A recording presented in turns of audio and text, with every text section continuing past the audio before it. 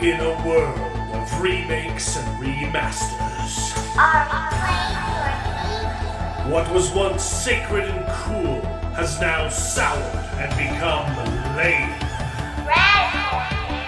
Gone are the days of pops and cowabunga. Now is the reign of slurp juice and dabs.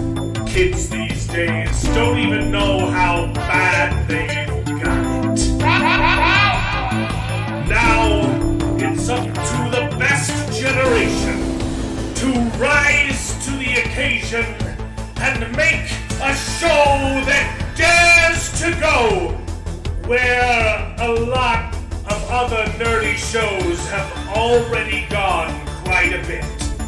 That's right. They're going to talk about it a lot.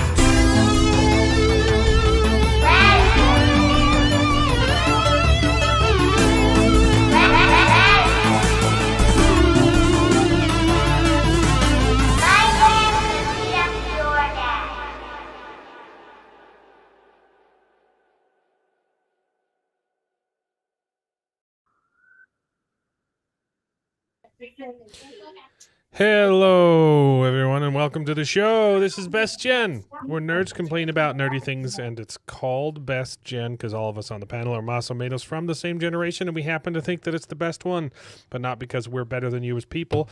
But our movies certainly were better than your movies. I messed that up.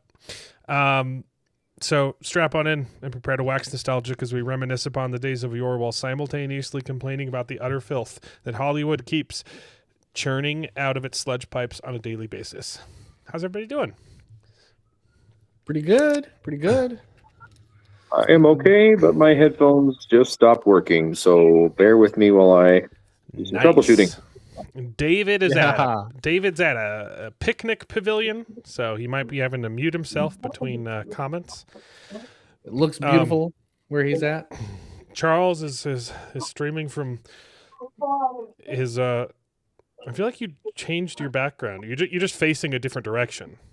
I used to be on the other side of the room. Yeah, the framing looks better. I like it over here. Even though there's a door in the position. background, and I don't know, it's more dynamic. Did you do guess. something to your hair, Charles? I'm eating a popsicle. Ooh, Otter Pops. I've been working outside in the sun all day, and I'm cooling down. Good news is, I think I'm done with all of my outside projects. I did a whole bunch of gardening. My back is killing me. I still have a few indoor projects left over, but hopefully I'll be able to focus on YouTube and get some videos out this week, actually, because I have been slacking. So apologies about that. That's awesome. Apologies. You guys hear me? If I'm making we can hear eating you. sounds on stream, but I am massively dehydrated. Yeah. Yeah. No, I love Otter Pops. I think they're grossly underrated. This is an Italian ice. Ooh, even James- Even better. Our younger brother James bought these, and I stole some. You steal them all. Nice. Literally, you put those in the microwave. I took 3 of them. I had a blue one, which Yep, just we turned can tell. purple because I'm eating a red Yeah. one, and I'm gonna end things off with a little yellow one. We got some variety wonderful people in the chat. We got Adrian Fahrenheit Tepes. I don't know. Wait! It's time to wake up because the stream is chugging along. Yeah. Yep. Sorry we were late. It wasn't me. I was sitting here. My guests had technical difficulties. Fadion is Guilty as learning charged. Spanish in mid-40s. Dude, it's never too late to learn Spanish. Also, Well, I think Spanish is the easiest language for an English speaker to learn. It's also the most practical for an American to learn. Yep. Because probably. it's not that hard. And the best thing about it is the pronunciation is never guesswork. Like sometimes you'll see words with like way too many vowels in it, and you're like, ooh, yikes. I don't know if I could do that on my first try. But if you just break it up, you can say it how it's spelled. There's never any guesswork in how you're supposed to pronounce a Spanish word. It's Yep. It's not like fantastic. English where you literally just gamble. Just, You just kind of have toss to the dice memorize. and Yeah. guess which language it was stolen from. Yeah. I'll probably second Yep. that. I don't know between Portuguese or Spanish which one's easier to learn, but I think Spanish is definitely more applicable. Portuguese is not as well utilized Yeah. or widely utilized. Spanish is the second most common language here in Yep. the United States. We got Joshua Templeton, who's reading the Hugh Howey series Sand, which I have not read, but I thoroughly enjoyed his Wool series, which is what the Silo TV show is based on. Yeah. Season 3 is supposed to be coming soon, and they filmed season 3 and 4 simultaneously, or not simultaneously, Nice. but consecutively. So season 4 is done filming as well. So that should be Across the sea. a year. We should get. Do we you know how anything if TV shows it's used to going to go? be the prequel? So they're story? probably going to smush books 2 and 3 together and do them simultaneously and jump between prequel and current day stuff. They've I think that already would be shown smart. they've already shown teasers of stuff from book 2. But yeah, it'd be hard to go after 2 seasons of the current characters to have an entire season just dedicated as a prequel, even though it's the best book. Yeah. 2 is so good. Yeah, it would be hard for a TV show to have completely different characters for a season 2, and also have it be in the past. So, I think that would be the smartest idea. They could have framed it as like a spin-off Wrap 'em together. prequel, but Sure. Yeah, but then the watching order gets really confusing if it's a separate series. I've always hated when you do that, yeah. And spoiler alert, those characters are important for book 3, so you have to watch Yeah. it first. Yeah. You can do things like that in books that you can't. It's harder to do in a TV show. Right. I loved book 2. It's so good. It has. Maybe it was just recency bias when I was reading it, but the entire time I was reading book 2, I just kept thinking, I think this certain character may be my favorite literary character of all time. Like on par with like Samwise Gamgee, like just a wonderfully written character. Is it better than I blank on his name? Gavin. No, not Gavin. Who was the No. Who? Gavilar. Shoot. Dalinar? What was his name? Down there? No. In Gavilar. Lightbringer series. Oh, The Lightbringer. oldest. Yeah. I'm forgetting his name. He was phenomenally written. The one that you hated the whole time, but was so well written. The dad. The card game guy. the Yes. card game. Oh man, I don't remember his. The grandpa. He was Yeah, I fantastic. forgot his name. He was amazing. I Guy think he was who the was best written caught in character bed I've ever with read. his wife, What? future Why wife. does David look like he stole Pee Wee's bike? I've never seen any Pee Wee Herman anything, so I don't know if that's a specific reference to a character who stole Pee Wee's bike, but I don't know.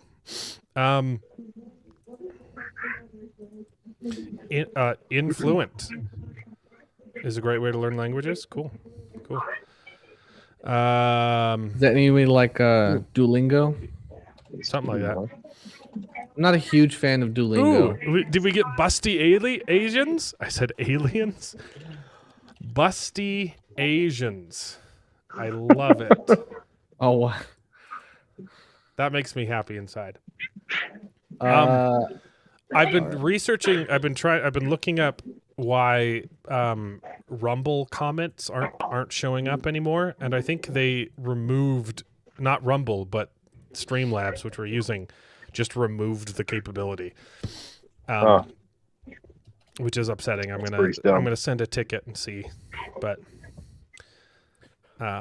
It's no Switch longer back to listed OBS. as they are Yeah, I don't. But this is nice because I can do stuff like this. Yeah. That would take like 3 minutes to do an OBS. Reading in order. Yep. No. Oh, Light Song. I love Light Song. Yeah. Main character of book 2 is That's a good one. Is better than Light Song. Main character in book. Oh yeah. In I book thought you 2 were of talking the about the War Wool Breaker. Silo Like, wait, series. That's out yet? Yeah. Got it. No. Yeah, Light Song and Warbreaker. Well, we've got a lot to talk about. We've got the season 2 finale of Daredevil, which I watched. Oh boy, so good. There actually was. It's not all terrible. I did like a portion of it, but I did not like the rest. We've got that to talk about. We've got a bonus, a surprise. Oh, I forgot to put it on the thumbnail. But no one knew about it because they didn't talk about it. But there was a bonus surprise episode of The Bear that dropped this week. Yeah. Man, all of those content farms that are always saying, "Hey, will a secret episode be released of this show?" They'll actually have something to talk about. Yeah. Wow. Yeah. It's an interquel. Well, it's a prequel interquel. So it shows you an event that characters were talking about in the ending of the last season. And so it shows you that event, and then at the end it cuts to current day and ends with a pretty big cliffhanger. We'll talk about that later, but there's a bonus the Bear episode. Also, I didn't know that this upcoming season of The Bear, which comes out in like 1 month, is the final season. The show's ending. Whoa, that's crazy. Which I don't think they had previously announced. It was so. The Bear is ending, and one final season. We've got that to talk about. Wow. We've got Animal Farm, which is what everyone wants to hear us talk about. We should probably do that first. And we got some news. Yeah, Animal Farm is going to take up a lot of time because got a lot to say. There's a lot to say. There's a lot to say about Animal Farm. Do we want to do that first, or do we want to do news first? It's your show, bro. Okay, let's talk about books real quick. So I've got a poll going right now. Do I have a poll going? You do. I don't know. I can't see the chat. I see. There it is. It disappeared for a second. And Salty's not even here to vote for himself. Oh, bummer. I just finished. I literally like 20 minutes before the stream, because I've been working outside. I finished Homecoming Book 1, The Memory of Earth. Absolutely loved it. This series is brilliant. It's extra brilliant if you're a Mormon. There are lots of Easter eggs because the story is inspired by the Book of Mormon, but it's not. It's the Book of Mormon in space. And that was really enjoyable. And I didn't know to what extent it would just be. Is it just going to copy the story, or is it just going to take bits and pieces of it? It's basically the first 5 chapters. It's the story of Nephi. Oh yeah, but in space on a different planet. It's really cool. And I think it's definitely, even if you're not LDS, the story is still awesome. And I'm really curious. I don't know if I would have enjoyed it more or less knowing the Book of Mormon. Because it was really cool to see Easter eggs or homages and knowing things that might happen as well, and the entire time I'm theorizing. I don't know how much it's going to come into play, right? And so me thinking about stuff that could happen in the future is very fun, but also super spoilery because it's called A Memory of Earth, which is Homecoming, book 1 by Orson Scott Card. I knew exactly where this book, like once you get halfway through the book, you're like, okay, I know where this story is going to end. So there were lots of plot twists that I already knew was going to happen, which made it fun. But I'm very curious to talk to anyone who's read the book who's not LDS and see if they enjoyed it more or less than I did, because it was awesome, but also it kind of ruined the story because there's some really cool stuff that happens that I wasn't surprised by. I really enjoyed it. The premise is fascinating. The Book of Mormon in space. Well, no, it's not even like the way there are events. It's just that the are story similar, is but the actual like setup for this book is incredible. It's such a cool idea. And I liked it quite a bit. So there's 5 of those though. I was planning on them. What are all of them the same characters? I don't know. I haven't read them, Charles. Oh, do you know anything about the other books? No. Okay. I didn't know how much you knew of the other books. Anyways. No, it sounds really interesting. I'm planning on reading the whole series this year, but I don't have to do it all in one chunk. So that's what the poll is for. I also need to read Dresden Files Book 3 and After Moses, and next for Kozigan cycle. But this time I left a pretentious option in case Salty wanted to recommend something better, something more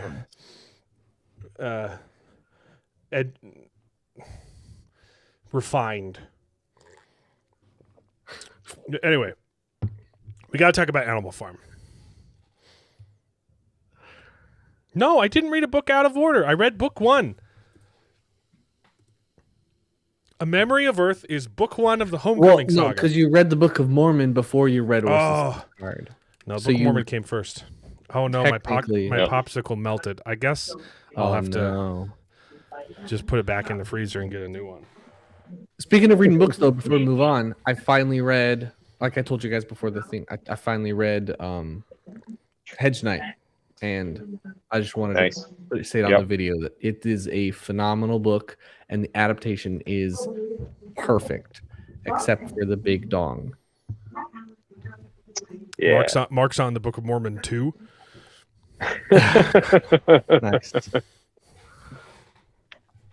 Nice. Yeah. So Animal Farm.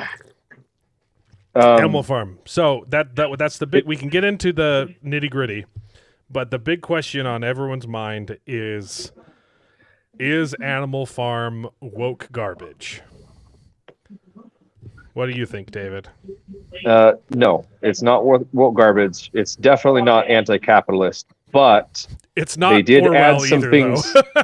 They added some things in here that I understand why people confused it as anti-capitalist. 100%. 100%. And it goes exactly what I was saying before. It's a lot of people confuse consumerism with capitalism. And there's a lot of that in there. There's a lot of criticism of consumerism and credit card debt and government bailouts and anti-industrialization and all the stuff that they crammed in there kind of takes away from the anti-communist message of the original government material. Bailouts is incredibly not capitalism. That is that is socialism. That is the opposite of capitalism, guys. Right, but these are some things that people often confuse and conflate with capitalism.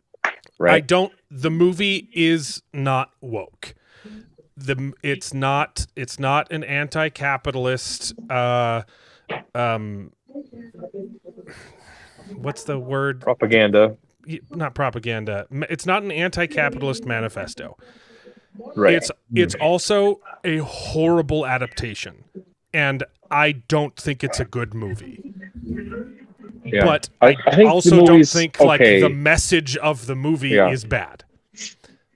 Right. Yeah, I agree. I don't think it's a terrible movie, and it's weird because it has all of the basic plot points of the book, but they are so watered down, and then they add all this extra stuff on top of it. It just kind of it does not feel like Animal Farm, even though it's the same story. Some of the same the same plot story. points happen, but yeah, it's weird. It's weird. It's Animal Farm. It's an Animal Farm Edgar suit. Yeah, it's like a diet Animal Farm with a whole bunch of supplements that they added in that change the flavor entirely. Yes. So yeah. It hits a lot of the plot points of the book, but it doesn't emphasize. Yes. It doesn't emphasize the problems. Plot points from the book, right? Exactly. So similar things happen. They added a bunch of other ancillary, unnecessary, distracting things, and the focus of the film is something entirely different. Technically, yeah, it's still anti-communist, but you have to read through the lines to get that message. Yeah. With some changes that they made, it's really not a critique of. There are elements there. It's no longer really an emphasis on. It's no longer a critique of Marxism. It's a move. With the changes that they made, it's basically turned it into a movie about peer pressure. Yeah, kind of. The movie. There was a lot of that. Yes. Too. No. That's the whole theme of the movie is peer pressure is bad. And that is due to the inclusion of the original character of Lucky, which is a kid who is kind of like a mentor, who Napoleon is mentoring, and he's seeking the approval of Napoleon, and it's a cute younger pig, so he's the main character of the movie, which I don't think inherently is a bad idea to like give the audience, because there is no main character of the book, right? Animal Farm is just an analogous history book. It's literally just, this is communist Russia. This is what happened, but with animals. Okay? Yeah. So I don't think it's a inherently bad idea to create a main character for children or the audience to latch onto, to experience the story through. But the way that they implemented that completely changes the focus of the story. The story is about peer pressure, and consumerism is bad. Yeah, it kind of. I think it's a horrible adaptation, and I think it's a very mediocre movie. I didn't enjoy it, but I wasn't sitting there despising the movie at every turn. I think there are two jokes that are good. There are two genuinely good jokes, and one of them is spoiled in the trailer, which is the slaughterhouse. Yeah, I like that. Right, but it's covered up, and so, hey, what does it say? It says Laughter House. We're going to the Laughter House. What? It's a slaughterhouse. That's clever. I think that's good, and that's right in line with the book. Like, some of the characters are taken to a slaughterhouse, and I think that's a good joke. The other good joke was the horse Boxer with the kid riding in the. Yeah, because Boxer only knows like the first three letters of the alphabet. He's trying really hard to learn to read, but he's bad at it. He keeps forgetting, and so he goes A, B, C, and he gets to E, and he can't remember what comes next, and so he writes E, and then he just starts trying to think, and he's like, I'm so stupid, I can't remember anything, and he accidentally writes down E equals MC squared. I'm so dumb, I could he's like, what comes after E? M, C, Two? I'm an idiot. That was actually genuinely a that was the clever best joke. gag. That was the best gag for sure. Yeah. Wow. Yeah, that was really good. I think there were a couple other moments that made me chuckle, but that was definitely the best joke. What else? Like what made you chuckle? The fart joke, where they literally crap on the Sound of Freedom. No, that was gross. I did like. I'm saying I did like that they made fun of. I think the people who were saying that were being disingenuous about that scene. It's Andy Serkis coming in and making fun of the Sound of Freedom movie. It's a fart joke. Yeah, it has nothing to. No, doesn't he say that was stupid? But I did like. Huh? He said, "This is the Sound of Freedom," and he farts. That's the joke. Could be. I think it could be. In context of the scene, that's not what it was. It wasn't. It wasn't taking a moment to crap on the most successful movie that Angel Studios has ever produced. Right. I did like the bit though that made fun of Seth Rogen's laugh. I thought that was because his laugh is annoying as hell, but I think it really fits for a pig. And there was a scene at the very beginning that they made fun of the way he laughed, and I thought that was good. See, I wasn't gonna respond to this until I knew if it was the setup for a joke or an actual thing that happened. I saw it, and I was like, is this news or is this a joke? Yeah. Did you send a follow-up? Yeah. Yeah, there you go. Mark. Good old Mark. Yeah, no, I don't get why a lot of people are complaining about Seth Rogen being the voice actor for the pig. I haven't read the book, but I think that he fits the role. It's because Seth Rogen's a scumbag, so he's perfect for the role. Yeah. Yeah. I just think his laugh is annoying. Yeah. His laugh is annoying, and I like that they made fun of it in there. That was a fun pig. I have many more gripes. The voice actor for Snowball was awful. Yeah, and that's the trans actor. I have no clue if it's yes. The voice actor for Snowball is trans. I don't know if it's man or woman because the internet isn't going to tell you the truth. Yeah. So I don't know if it's trans, male to female, female to male. I don't care. The performance was atrocious. I agree. That was the one performance I was going to say was not good. And my wife said it immediately. She's like, I do not like the voice of Snowball. It was well, okay. Not the only voice though. Because Snowball's performance was terrible. And also Elon Musk's mom. Not Helen Hunt. Who played her? I don't know. Animal Farm. It's a man. Cast. No, it's a woman. It's No, sorry. The Snowball's voice actress. It's Glenn Close. Glenn Close voiced.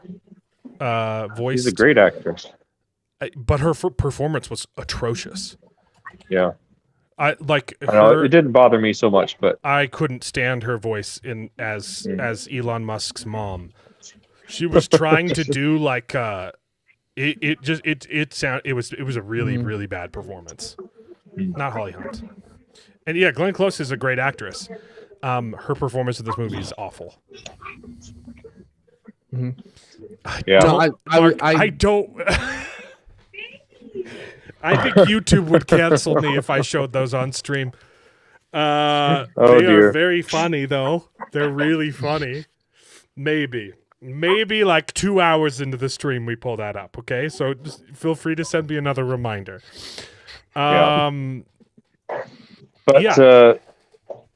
I read Animal Farm in middle school. I haven't read it since. I just reread it. It's phenomenal. The prose is amazing. I forgot how good his prose is. Yeah.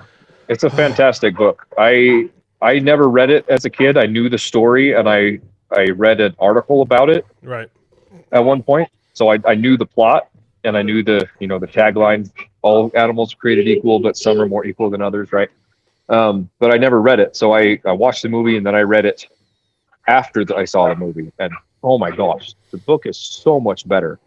it is paced so well, and that's one thing that amazing. the movie, the pacing with how they Mexa, hey. The pacing of the movie is atrocious. The pacing of the movie is awful. Like they start walking immediately, and that's like the last reveal in the book. Is the pigs start walking on 2 feet. They start wearing clothes, and then they make the reveal that they amended the last commandment that some animals are more equal than others. That all happens at the same exact time at the very end of the book. The point of the story, the point of the story, right? If you take out the analogous history, right?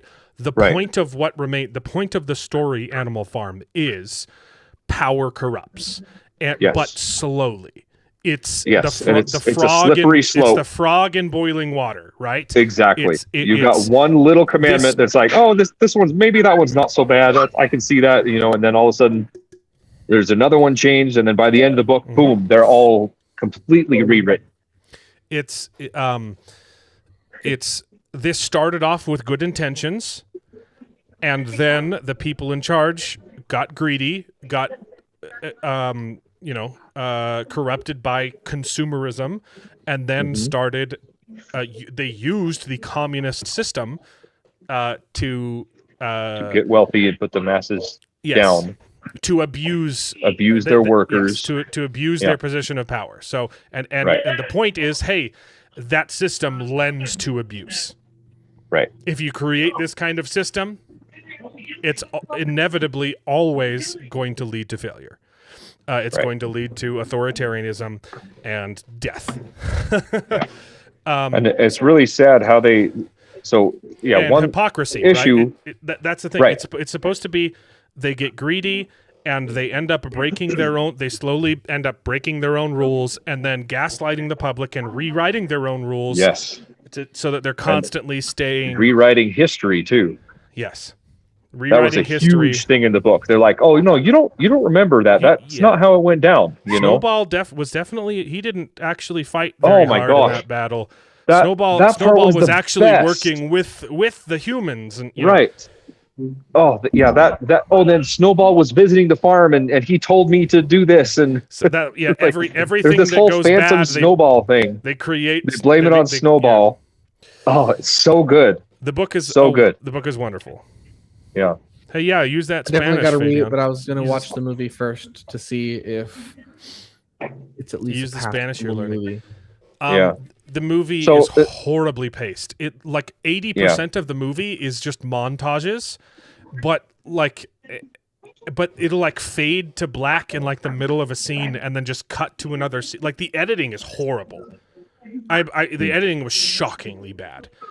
And the structure of the story is atrocious, and it's not just like comparing it to the book, like just watching it, like it's horribly structured. And the fact that they had a good structure there and ignored it makes it worse. Right.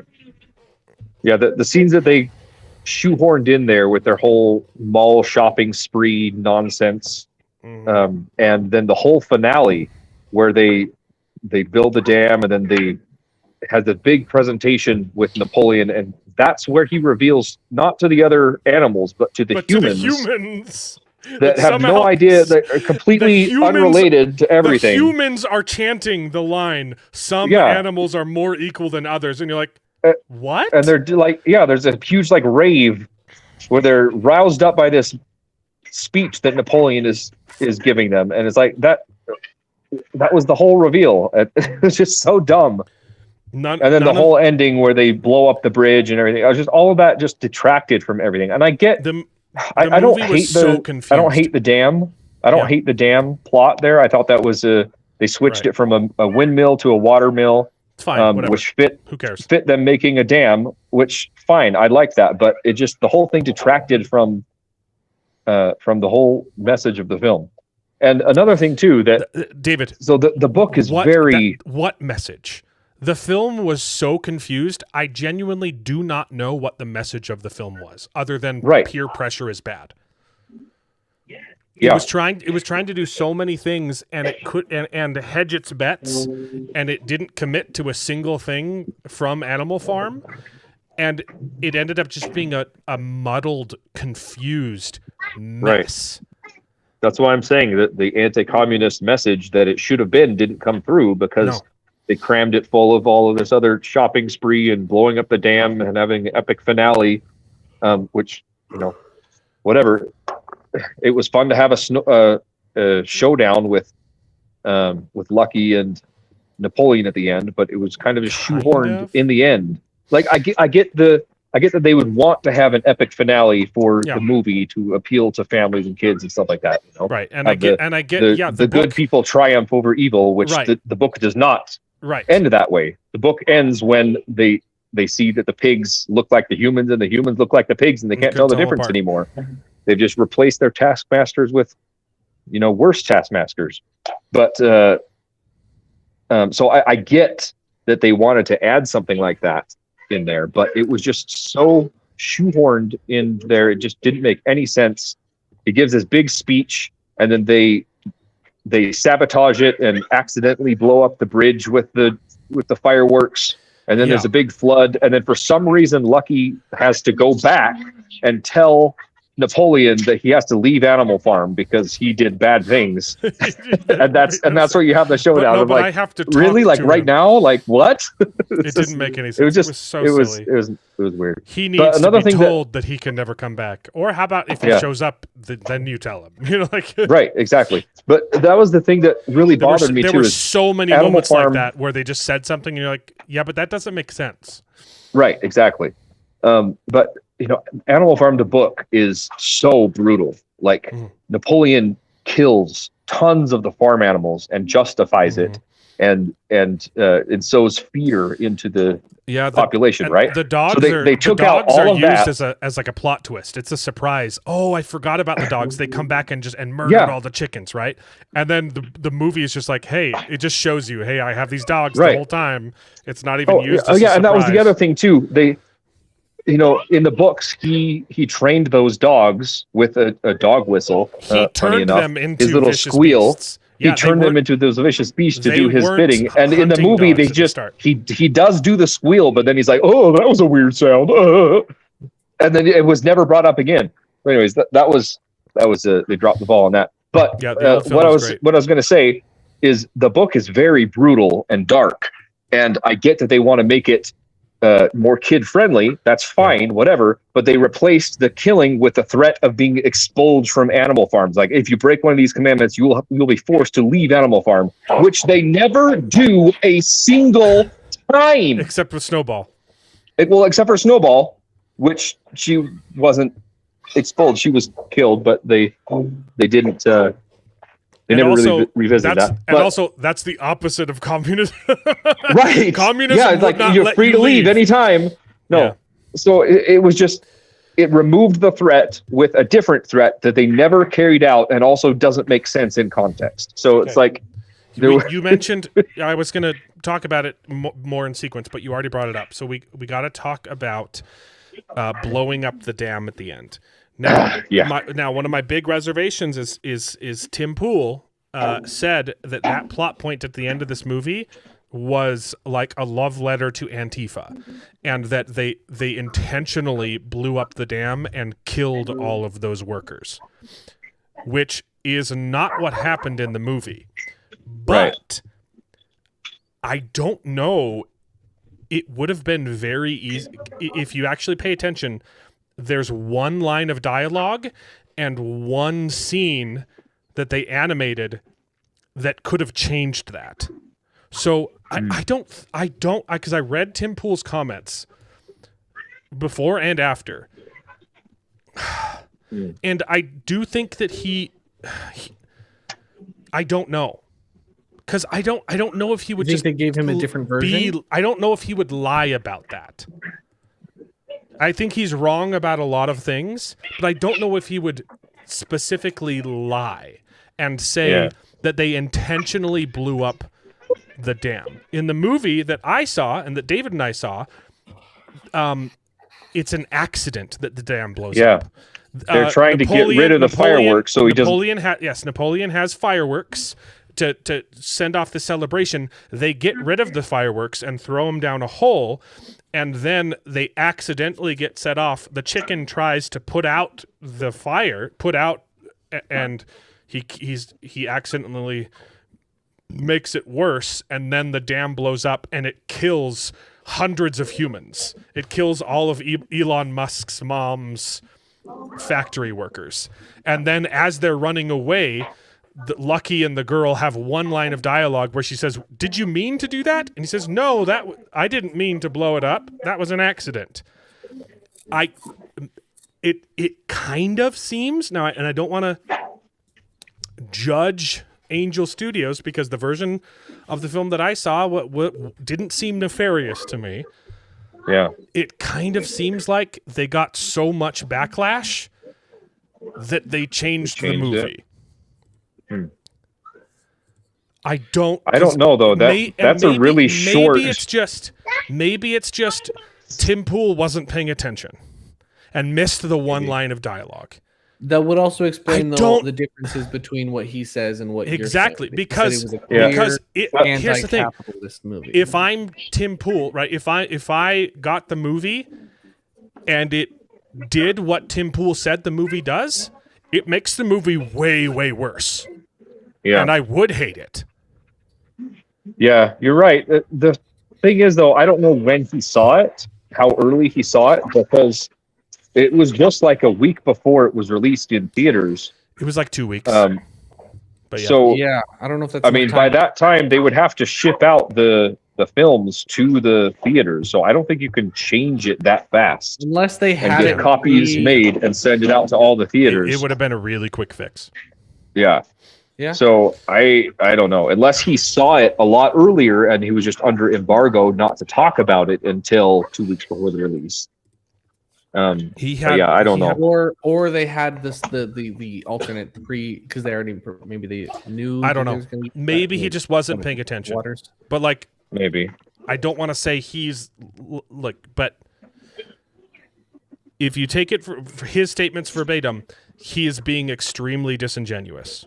But I don't know if that's he didn't pay attention or if they changed it, because that is not what happens. They're saying that they intentionally murdered a whole bunch of humans at the end of the movie, and that is not what happens in the movie. The other thing that he was he said it's a criticism of capitalism from start to finish. No, it's not. It's a criticism of consumerism, which is also a big part of Animal Farm. Like that is what corrupts the pigs. Yeah. They get into power, they start with good intentions, and then they start doing things and then realize, hey, we like being in power. It comes with perks. And then they get more and more corrupt and start doing evil things. Now, there were a couple lines in the movie that could be misconstrued to be anti-capitalist. Elon Musk's mom's character says a couple lines where she says, "My favorite thing is business. I love crushing the competition. So that's my thing. I come in, I crush the competition, so that then I can raise the prices, and then no one. There's only one choice, and then I can screw everyone over." Although that's not capitalism. Capitalism.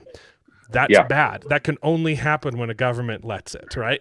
Exactly. Capitalism explicitly allows for competition. Yeah. Yep. Capitalism is a free market society, prevents monopolies. Yeah. Also, her plan was stupid. It didn't make any sense. Elon Musk's mom is the big bad rather than Napoleon is his name. If you think that she's the big bad, then I can also see how they're both the big bads. They're working together. They're best friends. The problem is they do not paint Napoleon and Squealer as the big bads in the movie. Until they come across as until the end, sure. Yes, but throughout the entire rest of it, correct. They shift the blame off of Napoleon for 90% of the movie. It's actually but not only that though, but they portray them as goofballs. right? He's just like, Yes. oh, I got a credit card. Well, it turns out I've got to pay this credit card. I hate and the that's car my company. biggest Blah, blah, blah. problem with the film. That's my biggest problem with the film. Napoleon is not portrayed as an evil mastermind. He's portrayed as a bumbling stooge. Yes, he's a dumb, ignorant goofball. At the very end, he does do bad things, but only at the last 10% of the movie. In the beginning, it's just he's an idiot and he's being taken advantage of by crony capitalism. Yeah, and even in the beginning too, when he saves Lucky, he just accidentally saves him by bumping. He trips. Bumping the bad guys or something. He trips and accidentally into the saves bad guy him. Threatening Lucky, and then Lucky says, "Wow, so you saved dumb. me." So but here's the other in problem. the books, he is evil from the beginning, and he's subtle. He's subtly evil, and then he gets more and more blatantly evil. And Squealer too. Squealer is like they put him in a walker for goodness sake. I don't even It's a funny understand little why gag. I don't even understand why Squealer was in the movie. Squealer added nothing is to a the film. cunning. He's comedic relief, I guess.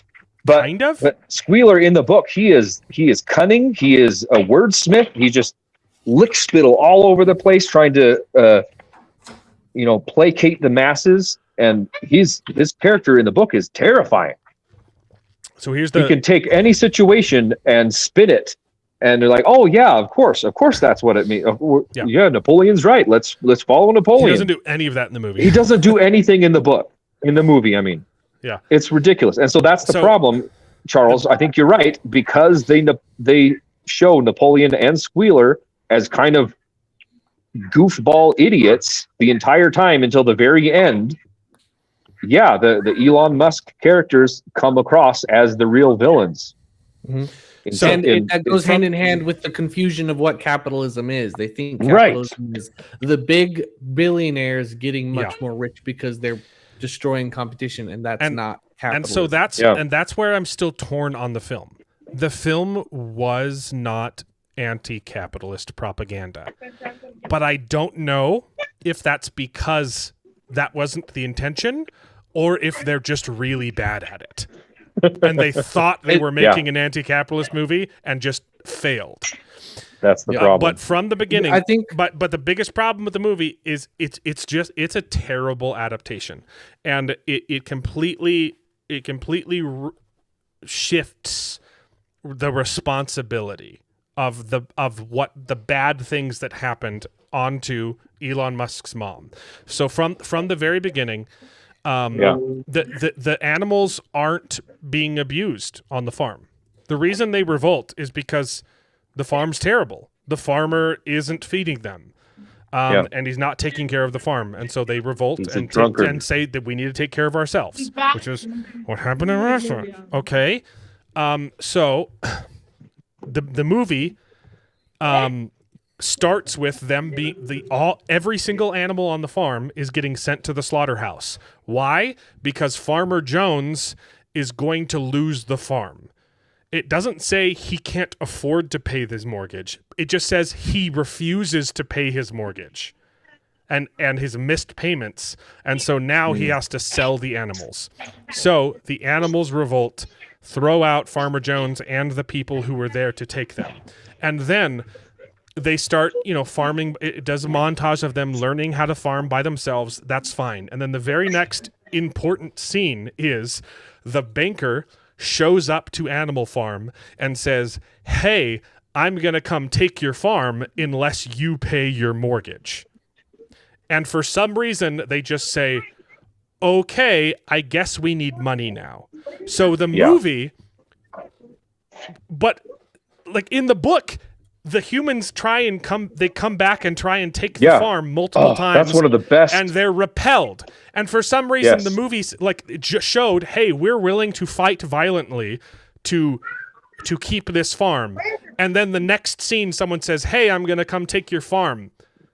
And they say, okay, we'll do it your way, instead of repeating what they just barely did. So that sets up the plot to, hey, we need money. So they start selling their stuff. They set up a farm. It's a cute farm, and people come and buy their eggs. And there were actually some okay jokes, like, oh, just call it organic, and then they'll spend more money. which is something I hate. I hate organic crap, right? It's the same stuff, but more expensive. So I liked that. But the problem is it removed that responsibility.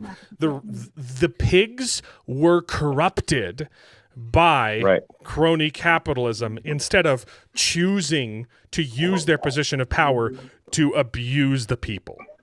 Right. So they're forced to get money to pay mortgage. Why? It doesn't make sense. Why they would even accept to give money. It doesn't make sense. It's counterintuitive to what just happened earlier in the film. But the movie needs to happen, I guess. So they get money, they give it to the banker, the banker says, "Oh, you gave me too much, here's the rest, you can keep this." And then they say, "Well, what do we do with the extra money? I guess we spend it." And then they get addicted to spending. So it completely absolves Napoleon of any wrongdoing. And it's stupid. The first time he does anything bad is when Snowball says they need to save some of the grain for the winter, and he says, "Oh, I think we should eat it." And that's when he kicks Snowball out. But he just makes her leave the farm instead of killing her.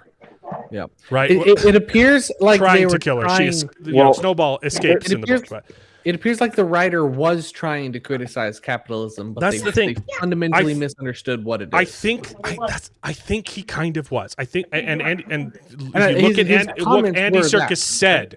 It kind of feels like he was definitely trying to make an anti-capitalist movie, but he's just an idiot. Yeah.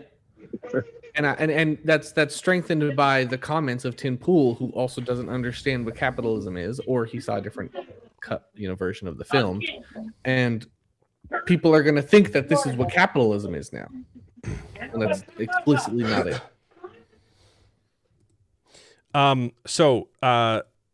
Napoleon and the pigs, they get corrupted by money. They realize money is fun, and they buy all this stuff at the money store, at Elon Musk's mom's store, which it's supposed to be like Amazon too. It's kind of like Jeff Bezos, right? Like they go to the store and they buy a bunch of stuff, and then they go to use it, and none of it works because they don't have electricity. So now an external force is corrupting the pigs. All responsibilities removed. Then they have to build a water mill so they can get electricity so they can turn their TVs on. And whatever, that's fine. What happens after that? It's once all the work is done, the pigs throw a party in the house, and they're already walking by now. Yeah, they're walking. The pigs start walking like 10 minutes into the movie. It's so dumb. It's so dumb. Their justification is, the humans are never going to take us seriously unless we walk on two legs. Like that. That's the reveal at the very end. So dumb. It's to fit in. It's peer pressure. It's to fit in with the humans instead of they've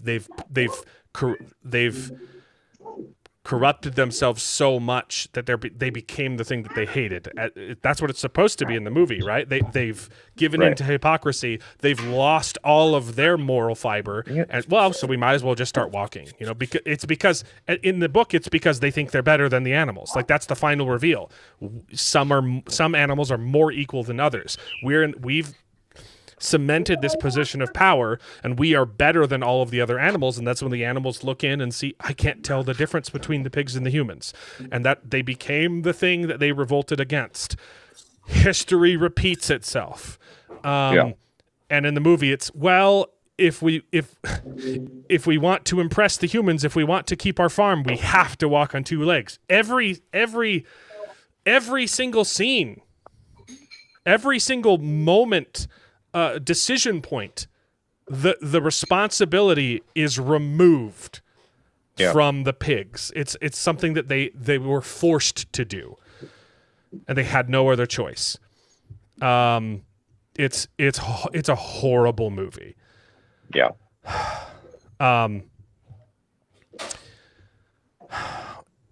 Also, another thing that I didn't really like that is really an important point in the book is it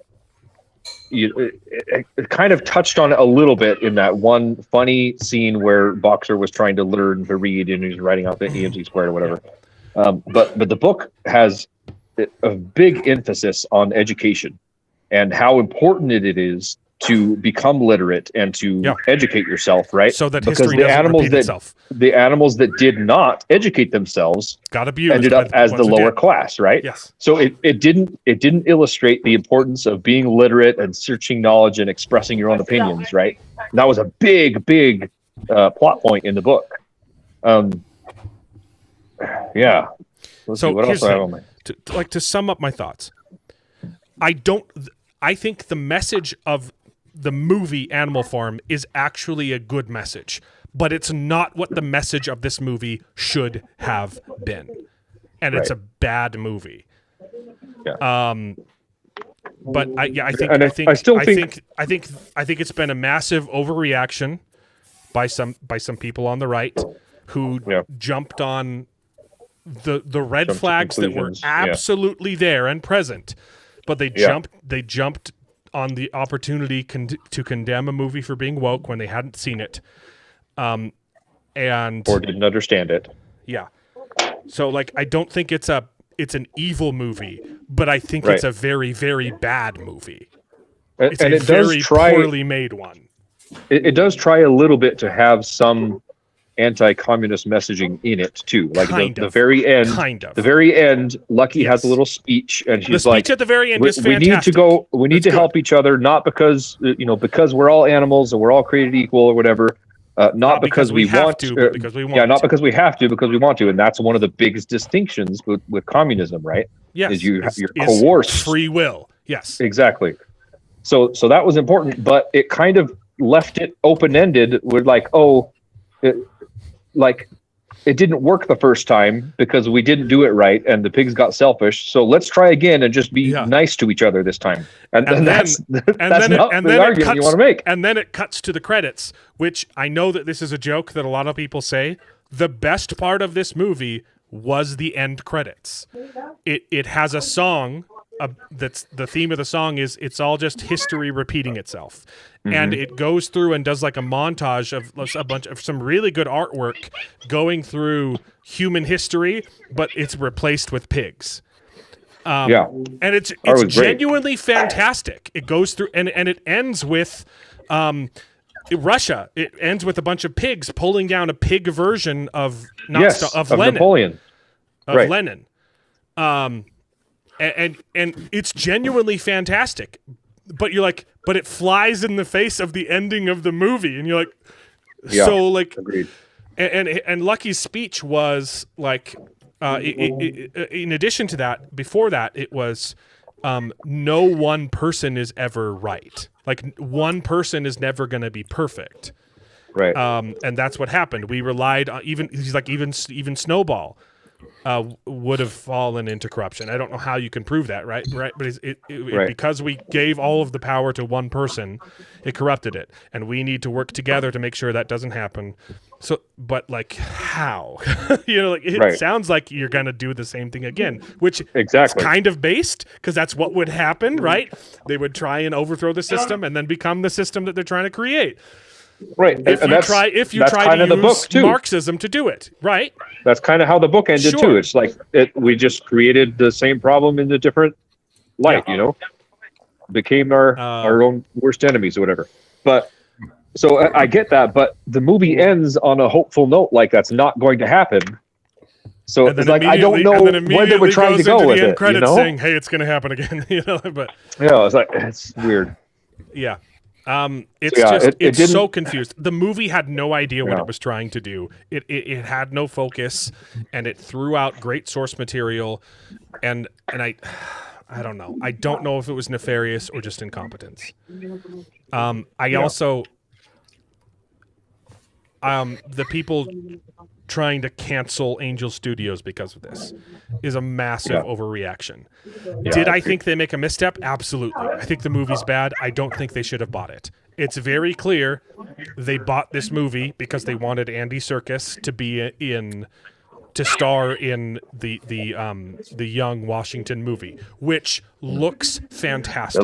They played phenomenal. A new trailer for that movie in front of this one, and it looks so freaking good. Yeah, the Ronald Reagan one looks really good too, I think. The Ronald Reagan run looks interesting. I really don't like the casting. I love the actor. I know you don't like I think Jeff he's fantastic. Bridges, I Jeff Bridges. think he's horribly cast as Ronald Reagan. It's not there. I don't think he looks anything like Ronald Reagan, and his vocal performance, I think, is quite bad for Ronald Reagan. Yeah. I think the movie's going to be good, but that bugs me. Not Jeff Bridges. Jeff Daniels. Jeff Daniels, yeah. Yeah, I knew it was a Jeff.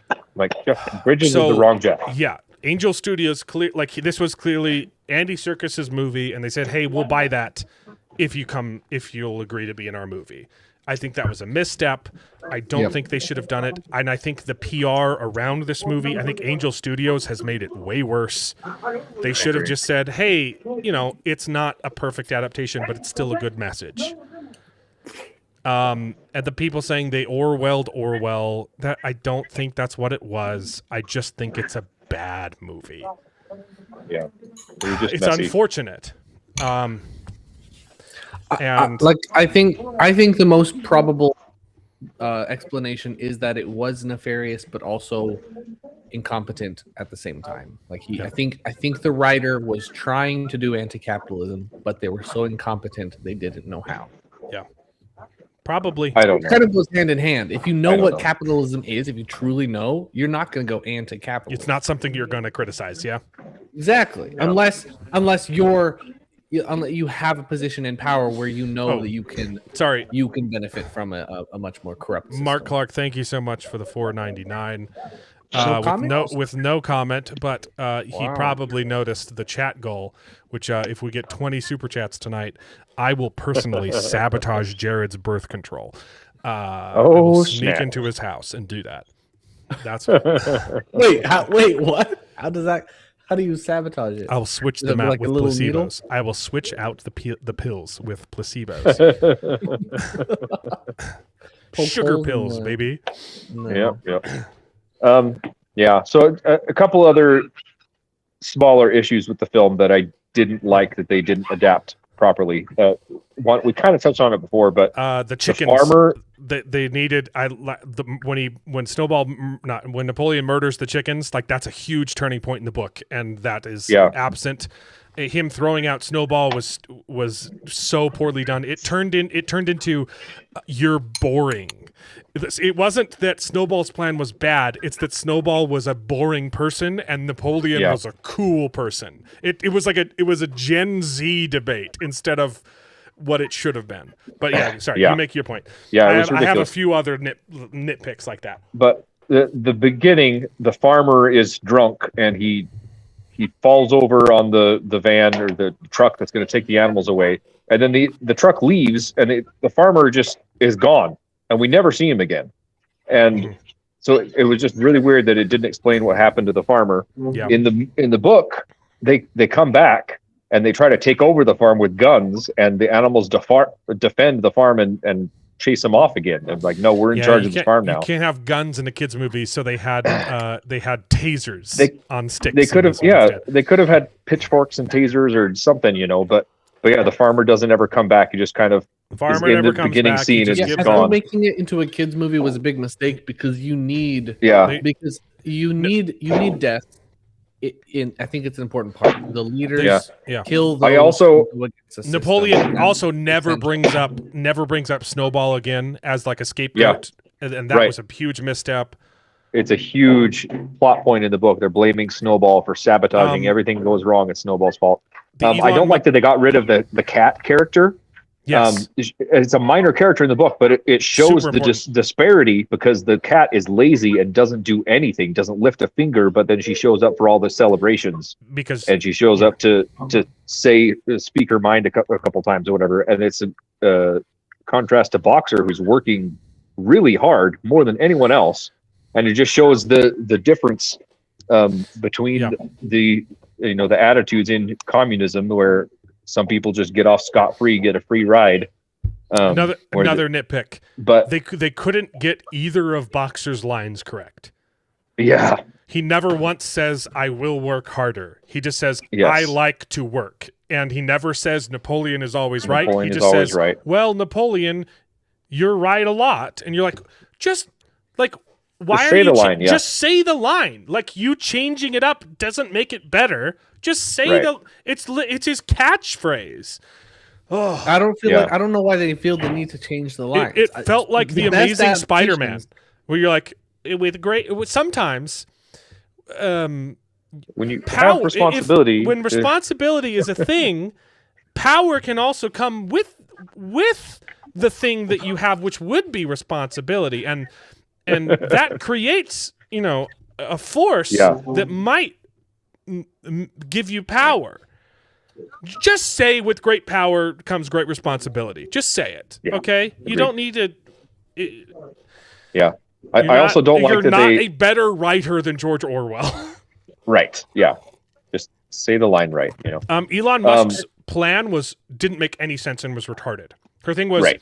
I like to crush the competition and then raise the prices, so everyone has to pay me a bunch. And the next thing I'm going to crush is energy prices. And the only way that I can obtain a monopoly on energy is I need to acquire this tiny stream on Animal Farm and build a huge hydroelectric dam on it. Yeah. That doesn't make any sense. Invest Yeah, in it didn't make a lot of nuclear. sense There at you all. go. You got a monopoly. And Boxer dies trying to save a human. Yeah. And they wrote it off like they had planned it that way the entire time. Like the operation, get rid of Boxer is in order. I'm like, It didn't make any what? sense. What? It was such an emotional scene in the book. Yeah.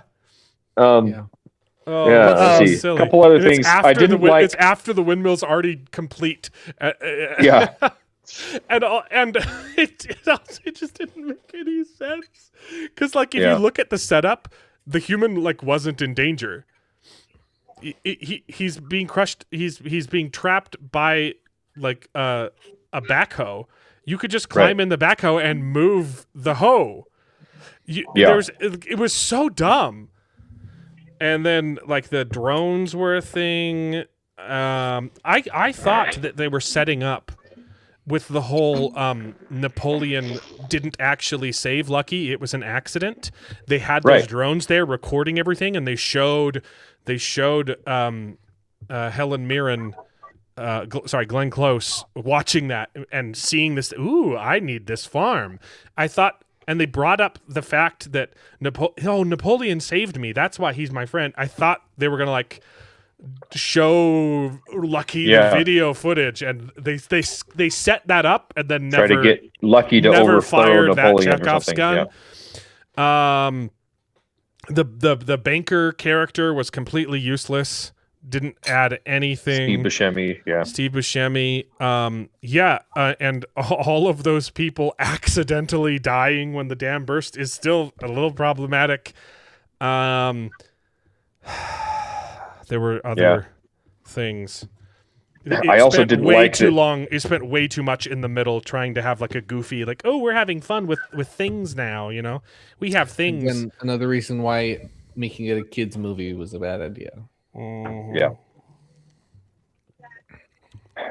Yeah, I wouldn't have There's so minded if many it was dumb it was animated, but more along the lines of something gritty like Vox Machina or Castlevania style. Anyway. This needed to be Watership Down, and it wasn't. Yes. Yeah. I didn't like that they didn't explain in the movie what 4 legs meant for the chickens. They're like, oh yeah, 4 legs, 2 legs bad, 4 legs good. Okay, what about the chickens? And you have a whole thing in the book like, well, the chickens' wings are used for propulsion. Yeah. They're not hands, so it counts as a leg. The whole it just kind of the whole gaslighting plot is just non-existent. It's mentioned once when they start walking. They're like, "Oh, hey, look, we changed the rule," and he's like, "Can you do that? We can do whatever we want." never brought up again that they're one by one changing all of the commandments. Right, and it shows that in the background, and they go back and reread them. But that's the extent of the gaslighting. There's so much more that happens in the book. Another thing that I really liked in the book. You do yours. Okay. I don't mind that they got rid of the Beasts of England song specifically because that's specific for the time, whatever. Yes. Whatever. That's fine. I don't mind that they got rid of that song in particular, but the fact that they don't have that song, and in the books that they ban it after the revolution, like you can't sing this song anymore because it's a symbol of revolution, and we've already had our revolution, so we don't need revolution anymore. We don't want you to think about rebellion against exactly. us. Yeah, and that's such a good plot in the books that they're just they're limiting free speech and free thinking, and they're drinking alcohol, the masses wasn't their choice either. It was Elon Musk's mom coming in and getting them to drink alcohol. It was peer pressure to get them to drink the naughty juice. Yep. Yeah, it's every single time. So unfortunate. Here's another really, really stupid thing. For some reason, throughout the entire movie, the only voice of reason questioning what's going on is one of the sheep. Yes. It's kind of Jim Parsons. It's Jim Parsons' sheep, and he in the fight at the beginning, he accidentally gets sheared, and so the wool has been removed from his eyes, and he's the only one asking questions, and you're just like, yeah, but he's still a sheep. Like, you could. I liked that. I thought it was dumb. I thought it was dumb. Because you had all the other sheep that were just blind sheep, and they were. It's supposed to be the spouting donkey. The maxims, It's supposed to be the donkey. Yes, it's supposed to be Benjamin the donkey. We're in the exact same situation, guys. Donkeys live a long time, and you guys don't realize it's exactly the same. No, I liked Jim Parsons' sheep being like, wait a minute, they should have chosen any other. Was that different? I don't remember. Animal. It shouldn't have been one of the sheep, and they didn't even use the sheep. They didn't even use the sheep as the propagandists, right? The whole they wanted 4 legs good, 2 legs bad. They used them after the fact, right? Like you had Napoleon prepping them to deliver the new line. Yeah. And they don't even. It's just there's just so much. I think they wanted too badly to use their creative little wool no longer covering their eyes thing. I don't know. I got that it, bit. and I still didn't like it. I was like, this is a dumb choice. Yeah. You need to do that. Because then what's the point of Lucky's character? If you didn't have Lucky, you could have had the sheep. But if you have Lucky, you don't need the sheep. Because he didn't. No one ever listened to him. Yeah. It was just too many things. It was an idea that wasn't cohesive with the rest of them. The difference, though, that Lucky was a pig and was on the inside and was seeing what they were doing was not right. The sheep were all just like, oh yeah, that changed, and then there was the one sheep. They're like, wait, I don't remember that. I think that changed. Didn't that change?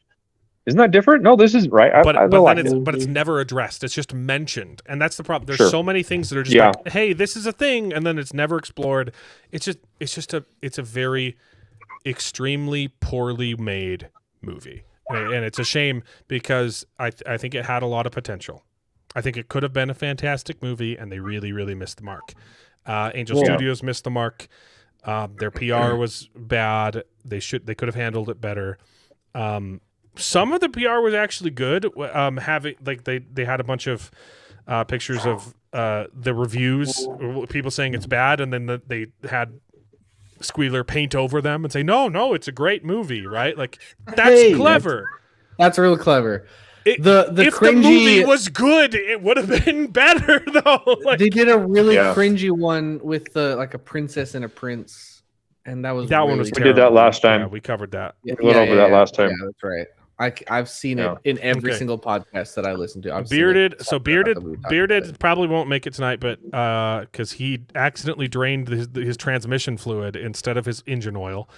But okay, what did you think about Animal Farm? Bearded says pretty decent, but a little too caught up in being a kids movie, which contributed to the problems. Yeah, sure. Yeah. Again, I think I'm a little bit more. I didn't absolutely hate the film. I don't think it was a good adaptation. Yeah. I think it was messy. Would I forbid but my I children? Would I forbid my children from watching this movie? No, I don't. I think it's harmless. I don't think exactly. it would teach them a bad message if I showed this movie to my kids. I just think it's a bad movie. I don't even think it's a bad movie. I just think it's not a good adaptation. Even though it hits the same story beats, it just does not. It just does not emphasize the important parts. It's a bad adaptation and a poorly made film. I think it's like a 4 out of 10. Not nefarious. It's just bad, and actually I would watch it again because I still don't know what it was trying to be. I need to watch it again to figure out what were you going for, but not because I want to see it again, but because it's so baffling. Makes sense. Yeah, it's unfortunate. So, yeah. Anyways, I gotta get going. But the 1999 version for this week. Maybe. Okay. So before you go, David. Next week is, The Punisher special episode. We gotta watch that. You gotta watch it. And Good Omens season 3, baby. I don't have access. Julie just barely got access and shared. You gotta get her password. Oh yeah, that's right. I forgot about that. You're excited for Good Omens. She's like right behind you. Go talk to Julie. No, they've already left. I need to get going. My kids are just running around in the park. Martina, oh no, never mind. She's still over there. Animal Farm movie was watered down Playing and soccer. dumbed down. I wish exactly. It needed to go darker. It needed to go way darker. You can put dark crap in kids' movies, man. I grew up watching the Mufasa's death is dark as hell. Mufasa's death, Watership Down. I grew up watching the Secret of Nim. Okay, that movie is Secret of Nim. Terrifying. Okay, the Hunchback of Notre Dame, dude. Hunchback of Notre Dame is hauntingly. Look, you don't have to show. You don't dark. have to show. Napoleon coming in and cutting the heads off the chickens. You can kill them off screen, but like the movie needed consequences, and the only consequences that ever happened in the movie were the hundreds of human characters that died off screen. Yeah. They could have done the deaths off screen too, just like showed have them be like shadow the dogs and then coming up. Oh no! Like frigging Clayton gets hung. You see the shadow of his limp body. Exactly. Like you can have Tarzan, violence in kids' movies. Exactly. You just got to be clever with it. The violence is good for the kids. Not that. Never mind. You can kill kids. It's okay. I mean, sorry. Yeah, it's unfortunate that they watered it down so much. I'm gonna try and watch Mortal Kombat 2 this week as well, but it's a busy week. I don't think I have time to watch it. Yeah, I never watched the first Mortal Kombat remake. It's fine. It's enjoyable. I saw it's not a masterpiece. Saw the old one back in the 80s or 90s or whatever. Mm-hmm. Don't know when that was. The new one's fun, but it's not. Yeah. It's nothing to write home about. But I've heard the second one's better. And I'm gonna try to take my family to go see Mario Galaxy, but I saw a clip from Mortal Kombat 2 that got me real excited. They made an original character in the first movie that's like the main character for some reason, and everyone hated him. And they very ceremoniously murder that character in this movie. And that is awesome. That is good PR. Do that. That's awesome. He gets his head smashed in by like Li Feng. I can't even remember it. One of the bad guys. Yeah. All right, David's got to go. Okay. Oh yeah. Mark Clark says the new Dungeon Crawler Carl book comes out this very week soon. too. I think I have that pre-ordered with the Amazon credit. So we'll see that soon. if it's good. So yes. I'm excited for it. I just Yeah. hope he doesn't go too woke. Yeah, me too. I mean, I knew he wasn't the, No. massive conservative or anything like that, but Yep. he's a good writer. It's fun world he created. Don't get corrupted with your popularity. Prince of Egypt had some violence in it too. Yeah. Oh, Prince of Egypt is phenomenal. We just watched that with the kids again last week. Yeah, so next week And a really good villain. the most required reading is Good Omens season 3. We got to tear that Okay. to shreds. That's on. Is that on Amazon? Amazon. What is that streaming on? Okay. Yeah. I forget. That's one episode, is it? One big. Yeah, one episode. Okay. Their season 3 got reduced to a single episode. I'm so excited. It's because the guy that ruined because it it's fan fiction got outed as a sex pest and got canceled. Oh, fun. I didn't know that. Oh, you're talking about Neil Gaiman or Neil Gaiman? Yeah, yeah. He's responsible for ruining season 2, dude. He tossed out Terry Pratchett's treatment because he's deceased. He no longer had to respect him. And we still. Do we know if this one is supposed to go off of that script, or is it still its own thing? Do you think it's going to, Bod? Do you think it's going to? The last I don't season think was so, about but what turned every single character gay. Yeah, the last they can't season just abandon those Gay plot Saves lines. the Day. It's going to be about Aziraphale and Crowley banging. They're going to save the world by banging. Yep. Lovely. They're going to create Jesus with their gay sex. They're going to create the second coming of Jesus. That's I'm calling it now. Oh, boy. That's how it ends. It's going to be yet another instance of unless these two gays bang, the world's going to end. Yeah. Yeah, Which was the would entire put it plot past of him. season 2. ended. No. I never watched the second season. I watched the first It doesn't exist. episode, and I couldn't even finish that episode. It was stupid. Atrocious. Yeah. It's terrible. No, the first Season 1 is the only one that amazing, though. Okay. Mexa joined, but he hasn't said a word. I don't know if he's. Oh yeah, you were talking about what? I don't know what you Animal were talking Farm. about. We're talking about Animal Farm. Yeah, Animal Farm. I don't even know the book. I don't even know the original movie. I don't even know the new movie. Just read the book. I don't know who Andy Serkis is, to be honest. Andy Serkis is Gollum. Ah, The now guy it that makes plays sense. Gollum and the monkey from the Planet of the Apes. He does a lot of voice acting and Yeah, that makes more sense. Motion capture Now I remember. stuff. Yeah. Yeah. Sorry, that took a while to Yeah. talk about. That was the headliner. So No, but Yeah. you had to talk about. You had to take. Get it off your chest, like they say. Yeah. Charles, Real quick. I've made Animal fun- Farm. okay, go on. Real quick, Animal Farm. I just got an audiobook. It's 3 hours long. Oh, Is it's that the right super one? quick. Read Animal Farm. Yeah, It's fantastic. it's really short. Okay, I didn't know it was that It's short. it's a I thought it was novella. longer. It's a tiny. I do novella. That's- recommend Andy Serkis does a reading of it that I got on Nah. Audible. His Read his the Stephen adaptation's Fry. really good. Read the Stephen Fry version. I've got Animal The Farm Stephen by- Fry version is not on Amazon. I didn't it's not get on it Audible. from Amazon. I didn't get it I from understand. Audible. I understand, but anyway. Anyway, How do I see so details? I've made fun of Charles so much on this show for sending me bad articles that now every time I get an email from Charles, it says, "This might not be true, but I'm sending it to you anyway."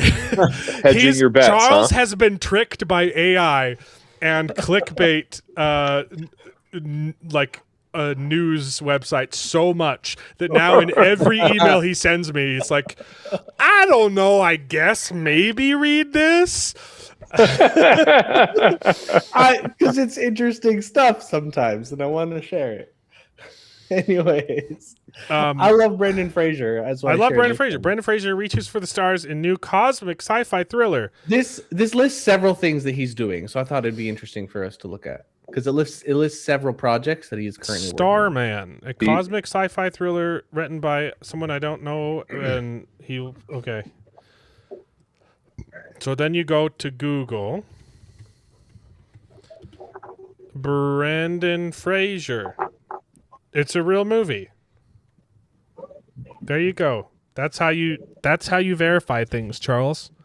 It's No, I Called didn't. research. This one, I'm pretty sure I didn't ask if this one. I didn't think I put in the email whether or not this one was real. Charles. It was a different one. I think it was a different one. It's I didn't know not the validity of. that hard, Charles.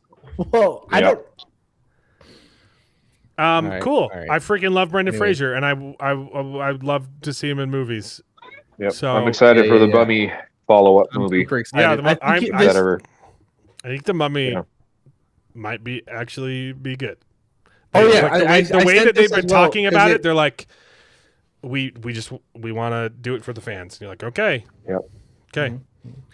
one of the reasons I sent this is because it talked about a new release date, Moved up its The release Mummy? date. Okay. and it said he's going to do in another movie called Pressure before he films The Mummy. Yeah. No, before he does World War II? Starman. Cool. Never mind.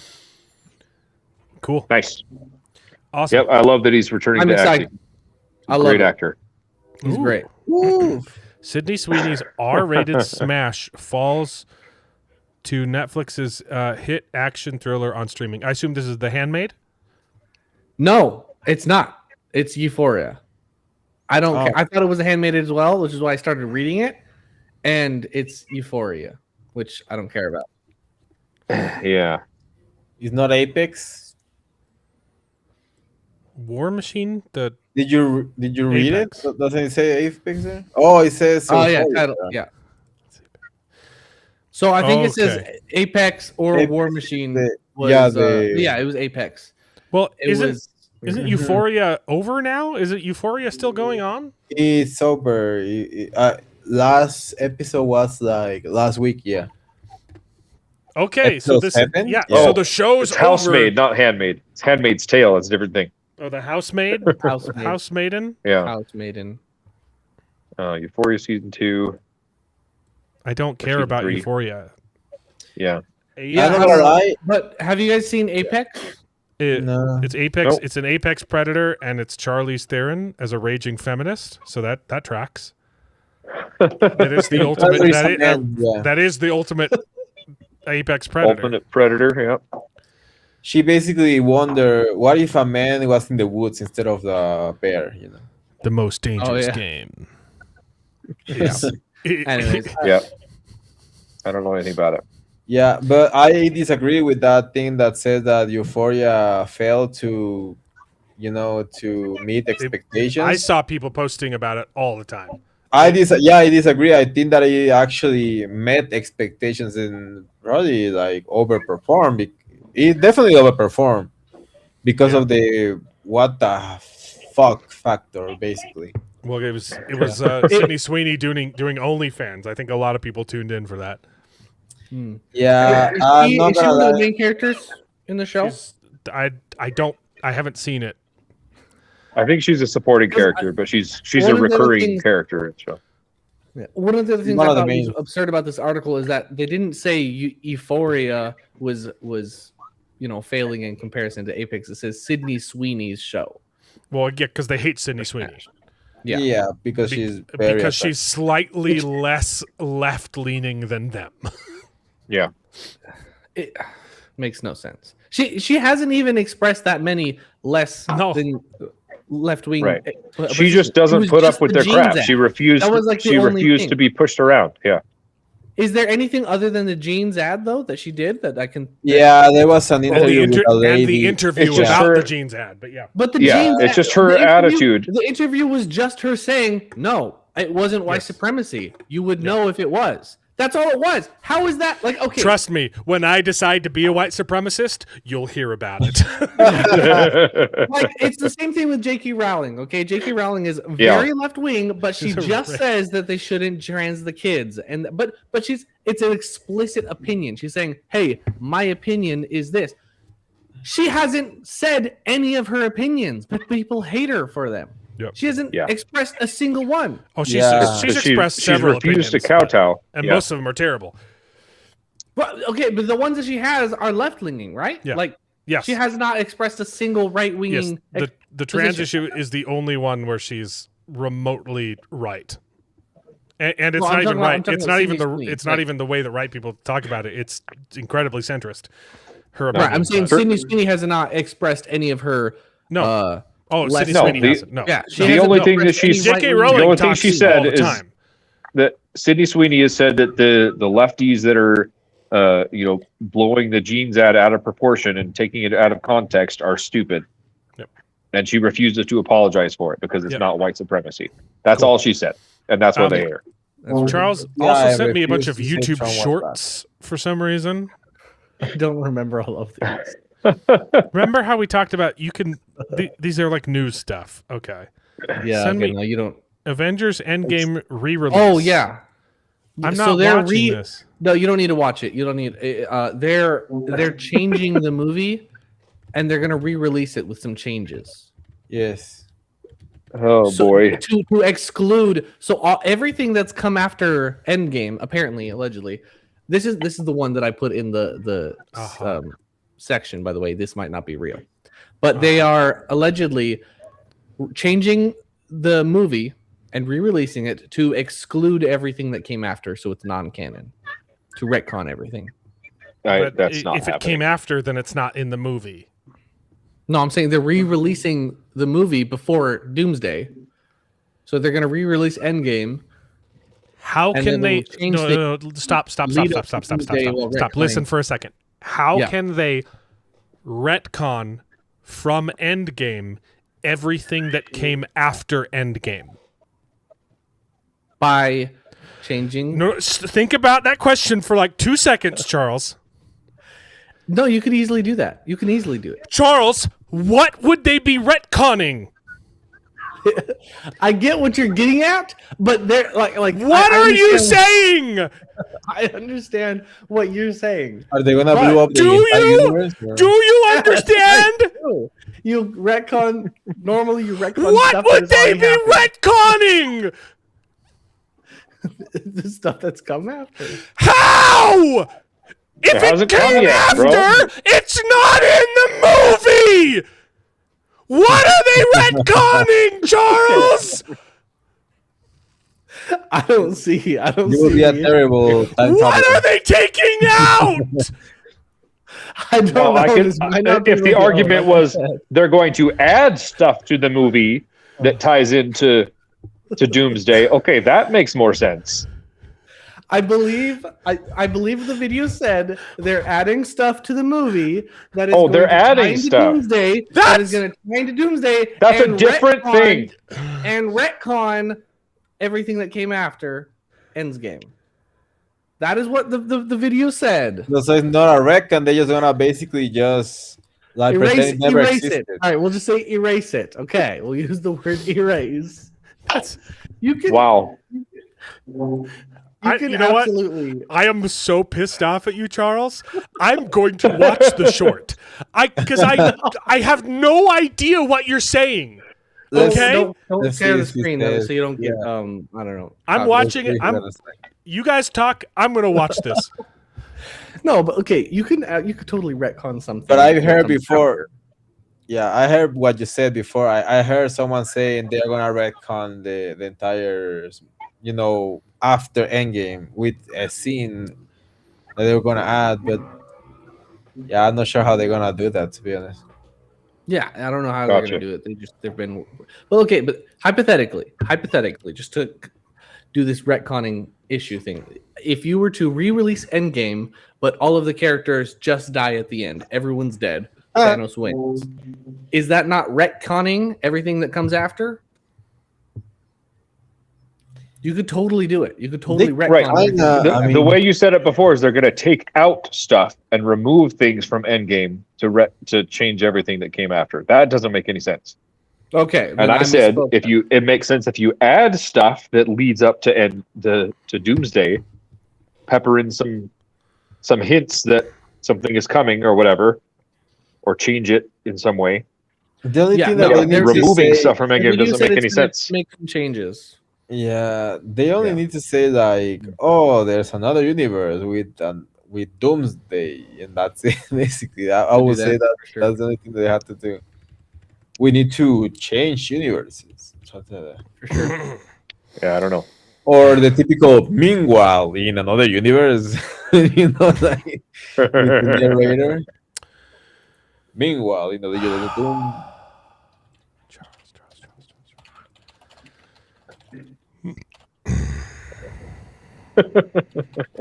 Yeah.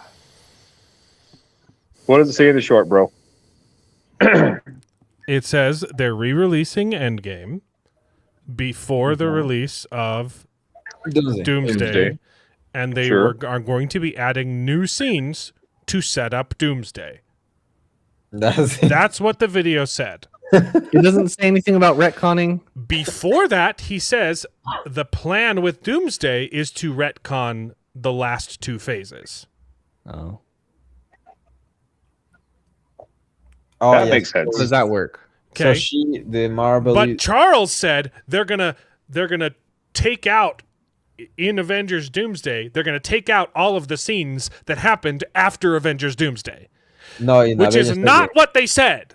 Okay, but yeah, it looks like it is Yeah. true. They are gonna replay, which is smart. Yeah, of course, play Endgame, and they're adding a few new scenes that are set. Setting up Doomsday Setting up Doomsday. in Endgame. Like probably like after credit stuff, because like all of that was setting up the Jonathan Con. Majors, whatever. Con? Yeah. That's a smart Kane. move. Okay. Yeah. Kane. And I have heard related to, that is what Doomsday is going to do. It's going to kind of try and ignore phases 4 and 5. Right. Which is Oh, Charles, you're so dumb. I said something very close to what it was. It was so very different. It was completely Close. different, bro. It was close. No, you said that Retcon they were going to magic. remove stuff I do not from remember Endgame to words retcon never everything that came after. That doesn't make any sense at all. those words have never left my mouth. They did. I do, It's clip it. Play the it's clip. recorded. Play back. Play back. Play it now. Hold Yeah, on. I'm play it gonna go again. back. Just make sure. No. Um, Anyway, let's finish with the news. I got to get going. hardcore agree. Yeah. Love this. Okay. How can anyone be surprised or angry at all and shocked that Disney would do this? It's like riding a bike. Yeah. Okay. More news. The same guides. Send me the articles. Okay, so I assume that this is referencing the Geeks and Gamers article, which you could have I think so. researched and sent me instead. And rumor, we don't know if it's true, but apparently there are sources that talk to Geeks and Gamers that said they might just completely retcon the sequel trilogy, which would be fantastic. Also, it's kind of what they've been doing. They haven't released a single sequel or tie-in to the sequel trilogy. Every Except single thing The they've done Mandalorian. since then is a prequel, dude. Yeah, but it's Connected. The Yeah. Mandalorian is connected to the original trilogy, not the sequel Yes. trilogy. it's setting up the First Order and It the sequel could. trilogy. Yeah, It might be doing that. that was what I heard that the Mandalorian Has- and Grogu might do is set up But it hasn't done that. to tie in yet. directly to It the hasn't sequels. done it yet. Or We'll see. Mandalorian and We'll Grogu see will what that- set up the new threat that's going to be in the new prequels or sequels that retcon these ones. I don't know. I think this would be an Maybe. incredibly smart move, and that's what they're doing with Galaxy's Edge. They're finally bringing in original trilogy characters, Yeah, Luke and Leia and Han, and that would be awesome if they could do that. I'm honestly surprised that they would, but They've already if done they it. really go for it, They've then, already yeah. at Galaxy's Edge. They've already done it, which Sure. they should have done from the beginning. that made sense. That made sense from the So beginning. here's the rumor that it's going to be time travel. That retconned Well, it. it's not I know, really time travel. Yes, It's complicated, I know. but yeah, but they're going to do the Ahsoka stuff, the world between worlds. World Between and- Worlds, Interesting. to Yeah. just completely retcon the sequel trilogy, which would be a very wise move. Interesting. Is Disney Yeah. that wise? I don't Time will think so. Oh, hey, We'll what'd you see. send me? Another YouTube video, Charles. This is a scene you sent me. I just thought this was funny. You don't You need to play sent me a scene from The Big Sick, which is actually a great movie. It's Kumail Nanjiani when he was still funny, and it's a great scene talking about 9/11 because he's Pakistani, and you have Everyone Loves Raymond asking him. I'll just tell you how the scene goes. It's very funny. It's great. Raymond says, "So, what do you think about 9/11?" Because they're meeting for the first time. It's a good movie. You should watch the movie. I enjoy it quite a bit. I've seen it several times. And he's like, 9/11. It's like, well, I've never talked to people about 9/11. He's like, I've never talked to a Muslim about it, right? Yeah. He doesn't say that. He's like, you've never talked to people about 9/11? It's like, well, it's a funny scene. And then the joke is he goes, I'm very anti 9/11. It was a horrible tragedy. It was a horrible tragedy. We lost 9 of our best guys. It's a good joke. It's a very good joke. It's really good. Yeah. Sorry, yeah. So thanks for sending me more YouTube shorts, Charles. You're supposed to text those to him, not email him to the show email address, so he brings it up on the show. Fair enough. Fair enough. I forgot. I also brought up a Tim Pool tweet, which was actually pretty great. So if you've missed the drama on Twitter this week, it's been the red button, blue button thing. Oh. So everyone's talking about should you press the red button or the blue button, and the original premise was, if you missed it, some idiot made a post, and it was you have 2 choices. There are 2 buttons, a red button and a blue button. If you press the red button, nothing will happen. If you press the blue button, you will die unless more than 50% of people also push the blue button, and then everyone gets to live. And people were trying to. But there's no reward or Yes. anything. No. It's like Yes. The red it's not button. like There's The red zero. button doesn't do nothing. Unless I'm not talking about the original. Yes. What? Okay. The original was, if you push the red button, you get to live. If you push the blue button, and more than 50% of people push the blue button, everyone gets to live. The problem with, and everyone was like, "Oh wow, you're a bad person if you push the red button." The problem is, it was such a stupid question because there was zero incentive to not push the red button. It was people Right. choosing to possibly die by choosing the blue button and forcing everyone else to also push it. And there was no reason why everyone couldn't just push the red button. yeah. If there was It's if a there was an nonsensical incentive, version. if there was a greed incentive, like, hey, if you, then you could actually. It wasn't even like a moral conundrum. It was really stupid. But then Tim Pool did this joke version on it, which was everyone goes to prison and must work 8 hours if they want food. Every day you must press a button. If 50% press the blue button, half of the food is taken from all who choose to work and split among anyone who pressed blue. If 50% plus press the red button, nothing changes. People get the food they worked for. It was pretty clever. It's capitalism, communism, going off of the whole Animal Farm debate. But sorry to bring that back up. So That I thought was it was pretty actually clever. pretty clever. So that's not the. I've seen the red button, blue button debate, but it's not at all how you described it. This is not the original. This is making. I know. Neither one are the ones that I've heard, because I've heard The original that- the original is a Twilight episode, and there's only one button. If you push the button, you get $1 million, Yeah, but but someone that you that's- do not know dies.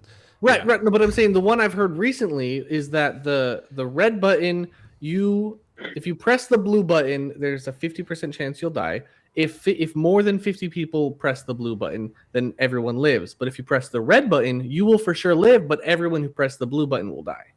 That's what I heard. Only if No. If You're right. Only unless 100% of people press the red button. If 100% of people press the red button, then nobody will die. But as long as one person presses the blue button, Right. that blue person will die if Right. you press the red button. Yes. Unless 50% of people press Yes. the blue button. So anyone pressing the more blue than- button is a moron. Right. Because there's no incentive to push the No, blue button. There's No, there, not with the it- one. No. Yes. 'Cause if There you- is if- there is no reason to push the blue button. It only keeps you If from the choice dying. is if the It- choice it- is you push the red button and you don't die, or you push the blue button and you might die, don't That's push not- the blue that's button. not the difference. You press That's the red stupid. button, and anyone who presses the blue button will die. That's the Right. incentive. So the only Yes. threat is if you push the blue button, you might die, and if you push the red button, you will not die. That So was why the- in the hell that- would anybody push the blue button? That's exactly That's what the this whole problem. discussion was about. It's a fake virtue signal. The Right. people who push the blue button want to appear virtuous, and they want to look like they're doing something altruistic, when in reality, it's retarded. There is zero reason why you shouldn't push the red button. If there was something in here, like, hey, maybe there's kids involved, and they might just choose a button at random because they don't understand the stakes, but that's not what it is. Right. It's saying everyone understands that this is how it goes. It's pretending to be the prisoner's dilemma, but it's retarded. Right. I see what In you're saying, but you reality, just didn't it's say that this. when you It's talked about it this. at first. The red button, nothing will happen. The blue button is the ultimate death gamble. You enter the ultimate death gamble, and you and everyone who presses this button dies, unless 50% or more also choose to be retarded.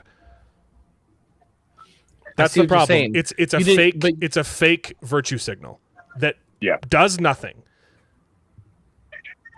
It's this: might die, definitely won't die. If it had been more clever and given a reason or other reason why pushing the blue button would be a better choice, then it would have been a good moral conundrum. But it was written Right. by a retard. Yeah, it feels like what. Yeah, no, they- I agree. Then Yeah. Yeah. It feels like what the woke people believe. You know, like they all believe they all should vote blue. You know. It's this. Yeah, basically. It's, hey, I'm going to go jump on these train tracks. And if 50% of people also jump on the train tracks with me, then we'll all be saved. Or don't jump on the train tracks. That's retarded. Yep. Someone else had a good version. It's not this, because this is an idiot. It was this version of the IQ graph, and it was the dumb people would press the red button because they're dumb. The smart intellectual people would press the blue button, or the middle people would press the blue button, thinking they're being the red altruistic. button to save themselves. No. I'm not talking about this. There was a better version of this meme. I don't have it. It said, the idiots will press the red button because they're selfish and stupid. The middle intelligent people will press the blue button thinking they're being altruistic. And then the really smart people will push the red button knowing it will kill the rest of the idiots. Selection. Knowing it will kill the people who think they're morally superior. Yeah. I see what you're So saying. dumb. Understanding that, I think it is It's a good question- because it kind of exposes the Exactly. It's a question of Interesting framing. The people who were pro blue button are the kind of people who can be manipulated easily by just phrasing differently. They think that by pressing the red button, you are actively killing those that are doing Yes. the blue button. Yeah, But there's no reason to push the blue button. There could have been a good reason, but there wasn't, and that's why it was so stupid. Yeah, again, it's a perfect analogy for the woke. Dude, get out of the crusher. Yeah. Yeah. Yeah. It wasn't smart enough, and there were so many. There's so many people trying to push the blue button, and you're like, no, like be smarter, please. Yep. Anyway, Yeah. okay, back to That makes me scared for society. it does. Okay, back to Angel Studios. So they might have jumped the shark again. The Chosen is being criticized for. I guess the plan is they're going to kill off the main character, and just bring him back Why in the would next you- episode. Why would you do that? That is so stupid. Well, especially just to bring It's him back. continuity. Yeah, exactly. It just Right, spits continuity in the face. You gotta have consequences, right? Don't just kill off a character. I think it's because the writers don't know what they want. Like they don't know if they want to have him as the main character it's or really not. confused. It is, Yeah. and he's become politically It's probably divisive. Yeah, I think what's happened is that they've already filmed his death, but Yeah. the public reaction has been so negative that they're going to retcon it in the next episode. probably. I think so. Yeah. So, they respond. The Chosen responded with some great. Actually, this isn't Angel Studios anymore. The Chosen is no longer being made by Angel Studios. So Yeah. We're running out of new ideas. That's great. that's great. This is fantastic good marketing. PR. Someone makes fun of you, and you roll with it. Okay, Yeah. this is how Yeah. you should have done Animal Farm. Okay, They this did is a little with the second, the first PR you said. Them painting over the. okay. Amazon's new fantasy series will show the Wheel of Time how it's done. Any guesses? Series. Any Is it guesses the- what? that- Is it Fourth Ring of Wing. Power? Yeah, it's Fourth Wing. Oh, Fourth no. Wing. Oh my gosh. Look, I think it's perfect that they're adapting Fourth Wing because that's clearly the only people that want to watch. Cater to your target demographic. Okay, that's what they should have been adapting from the get-go. They shouldn't have tried to turn the Wheel of Time into Fourth Wing. But man, the framing of this article pisses me That's off really almost as much as the red and blue button does because. Yeah. No, Amazon's new fantasy series is going to show Amazon how retarded they were to try and turn the Wheel of Time into the Fourth Wing. And you guys all have to watch Fourth Wing. Oh, I was afraid you were going to say that. I've been saying this for a year. We are watching this show, guys. Oh, It's gosh. going to be so Good Angel? gay and so fantastic. Can I watch it can't for wait. Vidane? What? Oh, I know what Four Wing is. It's like It's a gay dragon book. porn. It's Yeah, it's dragon like- porn. Yeah, it's like that book And- that is like erotic Uh-huh. stuff women read. Yeah. And they say it's just literature, but it's just erotic. Like, But it's with dragons, okay? oh my god, I thought it was just gay, but now it's like, Okay. We got a wonderful meme, but it's a little political, so sorry about that. This is a follow-up to last week. There we go. I love this. This is I saw that one. fantastic. Okay, so that one's to get you happy, and then this one's going to piss you off. This is a real, actual article from NBC News. Kyle Rittenhouse, who gained fame for opening fire at a 2020 civil rights rally in Wisconsin, was just hospitalized after he was bitten by a venomous spider. The noted firearms enthusiast says. I don't know what that's about, but holy Wow. Orwellian rewriting of history. Yeah. well, what it says in the top, I didn't read. What it says. In the top. So the article should read, Kyle Rittenhouse got bit by a spider and is in the hospital. Oh, And instead it says Kyle Rittenhouse, who gained fame for opening fire at a civil rights rally. that is not true. Yeah. I mean, technically, no. There's no way that you can call it a civil rights rally, but it was A looting. rally. It's called posing as looting. Yeah. civil rights. It was a Uh, riot. It should read, defended himself against pedophiles who were trying to kill him Was he beaten by a brown because recluse? they were upset that he was stopping them from looting. So, Yep. yes, this is a civil rights rally, guys. Zemal, bro. It's a fiery but mostly peaceful civil rights rally. Every day we realize that Jade. Oh God, what is that guy called in Spider-Man? The journalist. J. Jonah Jameson? J. Jonah J. Jameson. Jonah Jameson. Every day I realize that he's everywhere.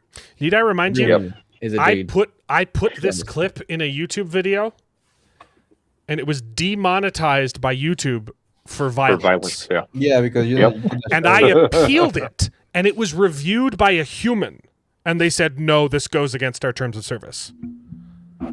Yeah. It is literally the same thing where a parent will go to a school board reading and she'll read a passage from a book and she'll Says this is thrown not out. appropriate for children. Let's the book there are is children here. being Let's not given read to the this. children. That's the point.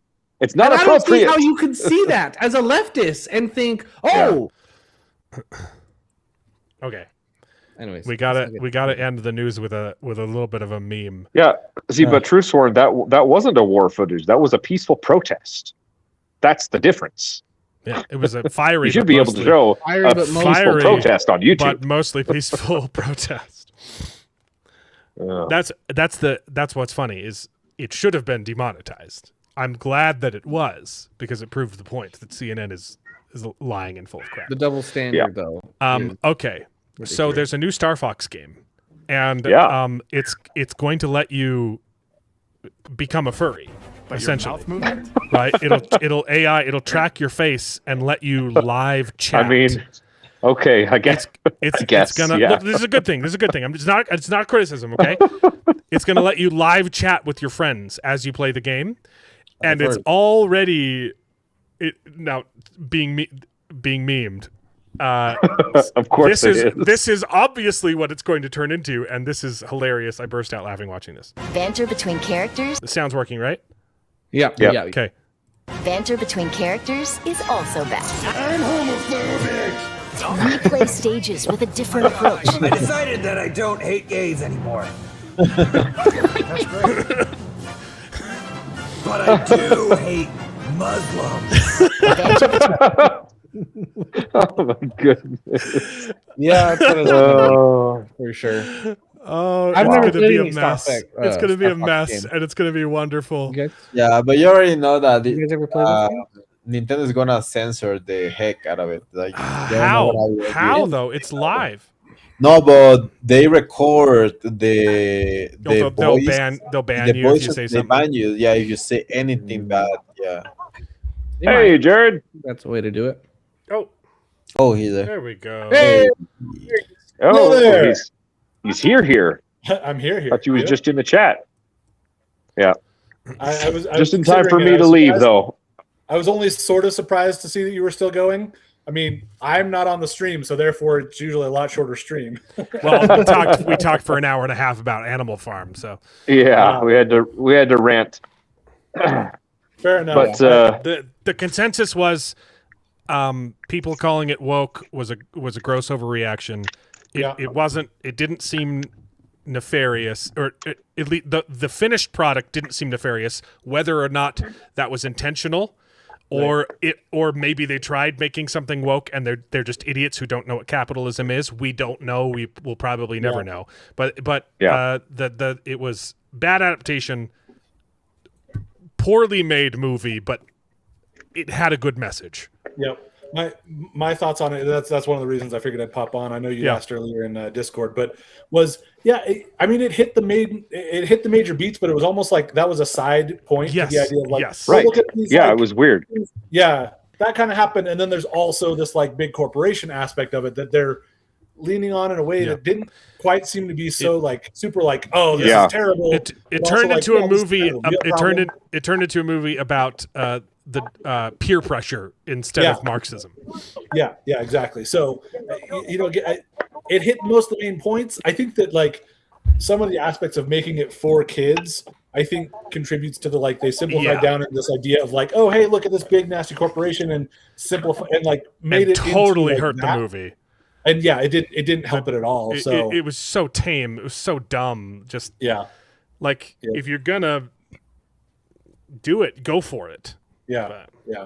So that was what I was kind of indicating when I was saying earlier on Discord that like, I think we largely agree on kids this. kind of helped undercut the like power of the message. I'm not as familiar with the book either. Like it's been a long time since I've read it. But when they would have the like, oh yeah, they're messing with this rule, they're messing with this rule. Like, okay, yeah, that's all stuff that sounds familiar from the book, and it hit most of those main points. It just, yeah. Sorry, So. my wife just texted me. She just put the girls down for bed, and she's taking Elliot to go see Project Hail Mary. So that sounds like a much better evening than watching Animal Farms. my roommates just got tickets on for Tuesday, so they're going to go Dude, see it's that. so good. The lady she just finished listening to the audiobook of it too. So yeah. I'm already getting the itch. I've seen it twice in theaters. I'm like, I could go again. I could go again. I heard someone. I watched somebody on YouTube who was complaining about the movie. And yeah, they're dumb. Of course, I had to click on it. They were saying that like it was really good first watch, but after a rewatch, it keeps falling apart. No, it was. I mean, it didn't. Hail Mary? Are you talking about? It didn't hurt. Yeah, I was talking about Hail Mary. It didn't hurt that my No, it was rewatch amazing. was in IMAX, so it was even better. But Visually, nothing. Hi, everybody. I can't hear you. He has his headphones in. They're saying hello. All right. I think. Well, I got to get going. get out of here. Yeah. In that so yeah. they were saying that. It was fun talking. Bye. See you, David. Yeah, bro. I may also dip Yeah. after David. no I'm problem, thinking man. about I don't know, ordering dinner, but I already had like I don't know, whatever. Thank you. It was my birthday last week. Actually, I forgot to. Happy So- birthday last week. Birthday, Yeah, man. I turned 30. The big tree. Ah. Yeah. Yeah, I feel old already. Happy birthday. I always say you're now on the hill at about 25. You know, like there's over the hill, but that's not until you're like over 50 or something like that. But you're now on the hill, going uphill. You know, so 0 to 25, you're not even on the hill. 25 to 50, you're going up the hill. 50 and up, then you're over the hill. Yeah, already. I feel like 50, no? Nah, the knees are bad, but you know the attitude is good. So That's good. Yeah, the only other thing that I wanted to add in was I really was trying to make it out to Sheep Detectives today because I was kind of hearing good things about it. I haven't heard a single bad thing about it. Everyone who's seen it has said this movie is peak. It's phenomenal. I'm really surprised by that because watching the trailers, I'm like, I don't know. This just looks too dumb and goofy. Yeah, the It looks like trailers it's were trying to be intriguing, but vain they and weren't failing. enticing. But it, What's but it like called the again? concept with and who they've got involved with Hugh Jackman and like Brett Goldstein and some of those, I'm like, those are some fun actors. And they've got Patrick Stewart in there. Like, so I'm now intensely curious now that I've been hearing good things. So All right, anyway. next, before you leave, you got to watch these incredibly insensitive videos. Hold up, let me hell yeah. let me bring them up. So the context. We definitely can't show these without context. The Met Gala. The Met Gala was a thing. The Met Gala was a thing. And I'd say the crowning achievement of the Met Gala was they wheeled out a black trans homosexual model who also has like cerebral palsy and is in a motorized wheelchair. And they put her in a fancy dress for the Met Gala. Let's Okay, what the heck? I'm Met sorry, Gala but like if you Ridiculous. if you are disabled and also trans, you're being abused. Probably, that's not a yeah. You're choice. already that- being abused if you're trans. Mostly if you're That's if you're true. trans from. But even more so. So this was. Oh, I gotta share my screen. You gotta have context. We can't just go into this one blind. But this was the black, the trans, like literally, being You got me wheeled out to entertain for the masses. Like, So this was a born male. I don't care. I don't know. And I do not care, okay? But this is the context, okay? This was stunning, absolutely stunning and brave at the Met Gala, and if you disagree, you're a bigot. I don't know how it's stunning or brave. Like It's neither of those things. it's called abuse. Even if you were to claim, oh, this minority group managed to get so high up in the ranks or whatever, she didn't. He, they, them didn't earn it. I feel bad for her. Or, I don't know. I feel horrible for her. She's being taken advantage of. She's being shown around like a circus animal, saying, "Look at us, we're virtue signaling. We are supporting this it's a freak show. Incredible character." Yeah, and not to blame her. Like obviously she's just cerebral palsy. Yeah, she's a victim in all of this. Yes, but they're saying, "Oh, she's stunning and beautiful. It's wonderful." Why? Why is it stunning and beautiful? Her name is Ariana Rose Phillip. And she made so many waves at the Met Gala, she's actually been cast in a few Hollywood movies. The first of which we got a teaser for this week, which is Matt Reeves' The Batman Part 2. Is she playing a victim of the Riddler?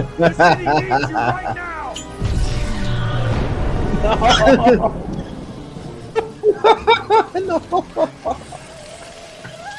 This is so bad.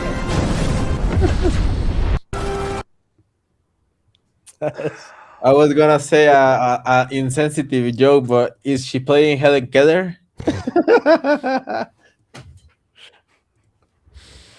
There you go, chat. And then she was also apparently cast in The Odyssey. The enemy is too strong. Send for Achilles. Achilles! Denver needs you now! Oh man, it's so bad. And she actually this is the only good use for AI. That's what they're doing to her, though. It is. Yeah. Has she actually been cast in anything? No. I told you Helen Keller. Did you? Crazy. Helen Keller is propaganda. It's made up. Yeah, I heard that she. What do you mean? Yeah, her handler, the one who taught her to read and write, she just used Helen Keller as an excuse to, like publish her own articles. So all of the stuff that was written by Helen Keller, it was just the other lady. Yeah. What? Yeah. Like you can see her writing before, and it's the same as Helen Keller's authored stuff. It's just feminist garbage. Did she learn to speak though, Helen Keller? No. No? She could only speak to her handler by signing into her hand. You know, like she's gonna say whatever. Yeah, communication. Wow, that's crazy. I didn't know that. She says that you should give me a raise. That's definitely what she's saying. Anyway. No, but this is just the perfect goy slop. Like this thing with the girl or boy or whatever he is or she is the perfect definition of goy slop, literally. Yeah. What is goy slop? It's just a term that has become very popular on Twitter and Instagram because after the Epstein files, where Epstein was calling everyone a goyim, which is, the goyim is like the slur that Israeli people call non-Jewish people or something like that. So goy slop is basically just like the slop that that the Jewish are feeding us, basically. I see. Yeah. I see. Yeah, maybe. But this is what would be considered in Twitter as goy slop, basically. Yeah. Yeah. Sorry about that. No, I think actually that's interesting, the Helen Keller thing, because that's antithetical of what a lot of people are doing nowadays. Is because if her handler, she wrote stuff before meeting Helen Keller, clearly she didn't become popular for it. She only became popular after Helen Keller, meaning after she made up a story about. She needed that diversity. She needed that story of this challenged woman, and despite that, is able to write stuff. Well, and how is that antithetical to what's happening now? It's the exact same thing as what's happening now. I said the wrong thing, not antithetical. Analogous? Prototypical, analogous. Yeah. There you go. Because that's exactly what they're doing. These people cannot write movies, they can't act, but because they're minority, they're black, they're trans, they're in wheelchairs, that makes what they're doing so much more valuable, despite that it's objectively worse. And it wouldn't stand on its own unless they were diverse. Yeah, much like this new trans actor. So Yeah. Just can't Is she stand- gonna just play can't stand it Poison or- Ivy that got poisoned Probably. in real life? Anyway, Bearded, I'm glad you showed up because I definitely want to talk to you about Daredevil. Oh, okay. Yeah. Okay, now is my time to go, guys. Yeah, you can go. See You can go. Have a good night. you, Buenas Alexa. noches. Yeah, Mexa, happy birthday last weekend. Thank you. Thank you. That might take a while though. So quickly, the Rooster is still pretty darn good. It's really funny. I'm enjoying it quite a bit. I also said I was going to try and watch the Primitive War last week. I started it and then something happened and I couldn't finish it and I forgot about it until just now that I was going to watch it. But I also watched a movie called The Wolf of Snow Hollow, and it's phenomenal. It's free on Amazon right now. It's a Jim Cummings. Not the one you're thinking of. Okay. Not Winnie the Pooh. Not the voice of Winnie the Pooh and many other other animated characters, Jim Cummings. Another actor, director named Jim Cummings who made an amazing movie called Thunder Road? After the song. Yes, it's called Thunder Road. Named after the Bruce Springsteen song, also called Thunder Road. That's a phenomenal Thunder Road. It's a phenomenal movie. If you haven't seen it, I think it's probably the best like indie drama of all time. Nice. And I've been wanting to watch his second movie, which is a horror comedy. The first one it's a dramedy. It's very dramatic. It's also hilarious. But not because it's dropping jokes, but because the acting is so good that you're laughing through the pain. Like it's genuinely funny. Called? It's like that uncomfortable funny, like, Thunder Road. Yeah, it's like this is so depressing and hilarious at the same time because the performance is so good. Thunder Road is phenomenal, and then I finally got to watch The Wolf of Snow Hollow, and it's a horror comedy. So same vein. Same actor, director. He stars in his own movies. He scores his own movies. Except he got some studio money this time because Thunder Road was so good. And there's some more famous actors in Snow Hollow. It was phenomenal. Super good. Great. It's a good movie. I liked it. I'm not seeing Thunder Road anywhere except for YouTube for like $4. Yeah, I don't think it's streaming anywhere free right now. Yeah. It used to be on Amazon for free for years. And now the other one is on. It doesn't matter which order you watch them in, but it might be on Apple TV or YouTube movies, yeah. We don't have Apple TV right now, do we? No, but we'll get it soon for Silo and Dark Matter. I'm actually really interested in seeing Shrinking. I heard a lot of people loved this last season. Shrinking is quite good. Yeah, I need to watch season 3. Yeah. Season 2 is okay. Yeah, I've already talked about it. Yeah. So you did watch Shrinking, or you have not watched Shrinking? I watched the first. I have not seen this new season. I've been excited for it, but it's not like something. Oh, I need to watch it. Not quite enough to get Apple just for that. Yeah. Yeah. Wait till things pile up on that. Apple's pretty cheap though. Isn't it like $5.99 a month or something? It's more expensive now. It was cheap. Yeah. Now it's average. He has a third movie out called The Beta Test. I haven't seen that one yet. But Jim Cummings, fantastic. Watch The Wolf of Snow Hollow. Super good horror comedy. And really impressive cinematography. Was that it? Yeah. Have you guys seen The Miniature Wife? No, that looks gay. I thought that's what you're talking about when you're talking about shrinking. I remember. No, the shrinking is shrink as in a psychiatrist. Mhm. Yeah, it's Harrison Ford and Jason Segel. Yeah, it's quite. It's no, quite, that looks good. quite. And this last season has season one's phenomenal. Season 2 gets sidetracked, but then by the end is quite good. Yeah. Which is why I was confused. Yeah. It's at by the first same. Why you were saying it's good? Because I thought you were talking about The Miniature Wife, which does not look good. At all. It's by the same creator who made Scrubs. So like, oh really? He's got the chops I for it. forgot Oh yeah. Zach So Braff. he's got some people from Scrubs that show up in it. Yeah. Nice. Sorry. Jordan. Yeah, and sorry, I thought you were talking about Rooster for a second too, because Zach Braff also directed a few episodes of Rooster. And I think Bill Lawrence is Probably. running Rooster as well. Yeah, Probably. Yeah. I've heard that. So this next season, this season 3 of Shrinking has It does. Michael J. Fox in it as well. It has Michael J. Fox, and it also has Smothers from she stars with Jason Segel in How I Met Your Mother. Yeah.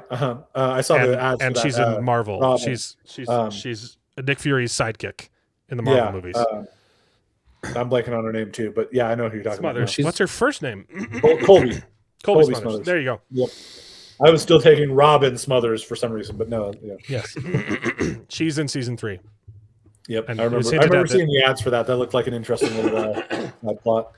It was heavily hinted at the ending of season 2 that she and Jason Segel's character were going to start a romantic relationship, which could be very interesting. They had a lot of chemistry on the show, but they were never, Yeah. So that'll be fun to see them dating the wrong couple, right? Wrong one, right? Yeah. It's like anytime you hear about Jenna Fisher from The Office, and when she's out with her husband, a lot of people get upset because it's not John Krasinski. Because they're just like, it worked so well on screen. Yep. Okay. Daredevil. So I only watched like 2, maybe 3 episodes of season 1. I watched the first episode of season 1, and I watched of season 2, and I just watched the finale of season 2. I will say, to its credit, I definitely feel like I missed stuff.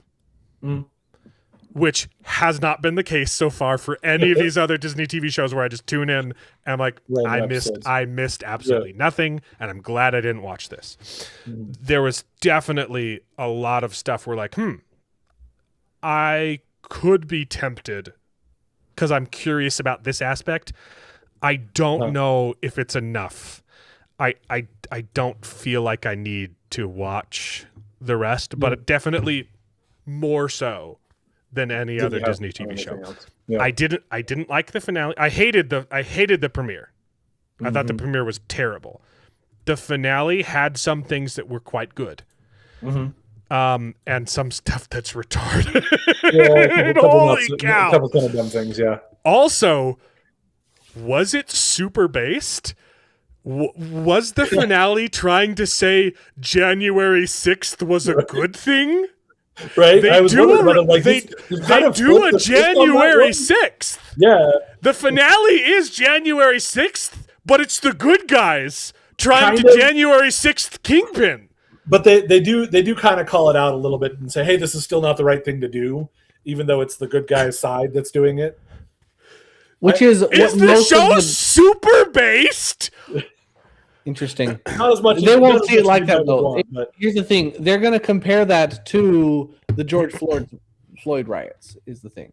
It was very clearly January 6th. Yeah, I haven't seen it. Have you seen the whole season, Jared? I have. Yeah. Jared's been watching it.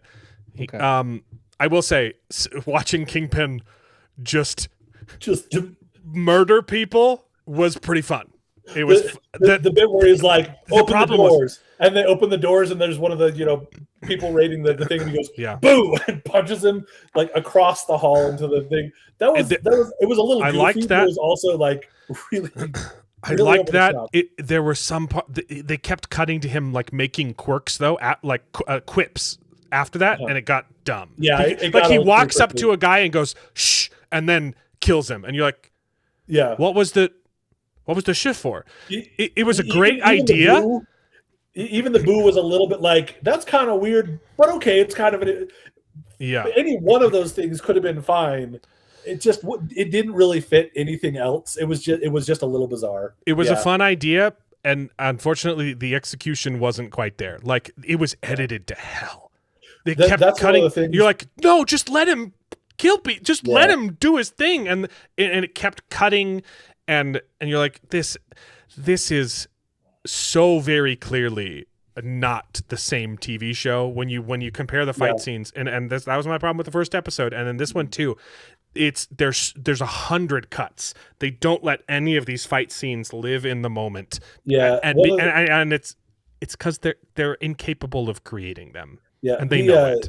I watched the new Rockstars breakdown of it, and they were pointing out how in that bit you're getting this cut back and forth between Daredevil and Kingpin fighting through hallways towards each other, kind of. But it's kind of obvious because of the way that everything's set up and the geography of the place and where they end up, that all the stuff with Daredevil going through the hall wasn't really originally there. Because all those ATF agents that were in there it just didn't fit. Also, like, it's A-okay to just murder the police. Right. The tiny little Latina lady was murdering people, and Daredevil's like, cool. Which, I will say, you don't really get much more out of her by watching the rest of the season. Is she BB's daughter? Is that the same character who's doing the filming stuff? No, she's she's the White Tigers. The White Tigers. Got it. Yeah, that happened in season 1. You get a couple of other little bits, like where her mom gets thrown into Kingpin's, like, prison thing randomly for attacking a shoplifter. It's really over the top. It's one of those things that really leans into the idea of, like, look at this ATF doing all these terrible things, like we want, like we're trying to say that is happening with ICE as well. There was that so obviously ICE. Yeah. It wasn't even subtle in any way. Like, that aspect of it was particularly bad too. Like that piece of the storyline. But she, like, popped up for a couple of little pieces there, and then, like, when they escaped, she was there, and then, like, she was just barely in the season, and yet she was there in that final fight, and she kind of just came out of nowhere for that final fight. It was kind of a little bit bizarre. New Rockstars did point out that Matt is at least still trying to keep people from dying in that hallway fight. But yeah, Jessica and the White Tigerette is just killing people left and right. So I thought it was interesting. I was talking to my brother about it too a little bit. He said he really enjoyed it. He liked some of the climax of it, but he is really bummed about the fact that Matt's revealed himself, because it means that he's not, even if he gets out of prison, he's not going to be able to practice law probably anymore, which is kind of the best part of the show. But he didn't do any of that this season too, because it was relegated to those stupid side characters who I care nothing for. That was the best part of the episode. The only part that intrigued me was the courtroom scene where he was finally doing lawyer stuff, and then the big reveal where he just tells people he's Daredevil. Right. He's Iron Man. I thought it was actually quite good, and I was like, okay. That was the only part that tempted me to watch more. Like, maybe I go and watch the penultimate episode so I can get the context for the rest of the courtroom stuff. And it's just a little baby bit, but there's something there, but not a whole lot. Because, like, I feel like the reveal wasn't as good for me because I missed the rest of the courtroom drama, and they like get him on a technicality by revealing that he's Daredevil. It's a big reveal, and there was, like, the setup wasn't there. Yeah. So I'm like, okay, I liked it, but it didn't, like, hit home because obviously I had checked out, right? I don't know how much more setup you get from the rest of you do get some. I'm just saying, like, I don't know if you get, like, a ton more setup or really get a lot better. Like, while the acting was good, it kind of came off as like a Deus Ex Machina, as like, oh, here's this tech. I didn't understand the context as to why revealing that he was Daredevil would annul the whole courtroom scene. Would annul the proceedings. I don't think that the rest of the season gives you that. I think most It doesn't. of that's Okay, then yeah. come on. Like, it's a good idea, but you got to like explain why this would be the nail in the coffin. I do think that they at least tried to explain it in there, and that's part of why I say I don't think that there's a ton of it was confusing to me, and it didn't make sense, and I felt like okay, but it's clearly may confusing because I make skipped more the context. It may make more sense to you, so you maybe get more context for it. But they did explain most of it in there. It comes down to tracing down to the idea that there were weapons being brought in on that boat, and the only one that knows that there were weapons on that boat is Daredevil. And so him saying, "I am Daredevil, and I can say there was weapons on the boat." But it's still just a he said, she said. Then a little bit more. Like I don't see how that's a nail. I don't see how that's a finishing move. If you're like, okay, but Kingpin said there wasn't. But Daredevil said there was. But then they do have the testimony of the guy who was the second in command on the boat that said we were told the video testimony because he gets killed. He's already been killed. Yeah, he was killed in part of the previous episode. So what was Karen on trial for? What was Karen on trial for? For being sidekick to Daredevil, basically.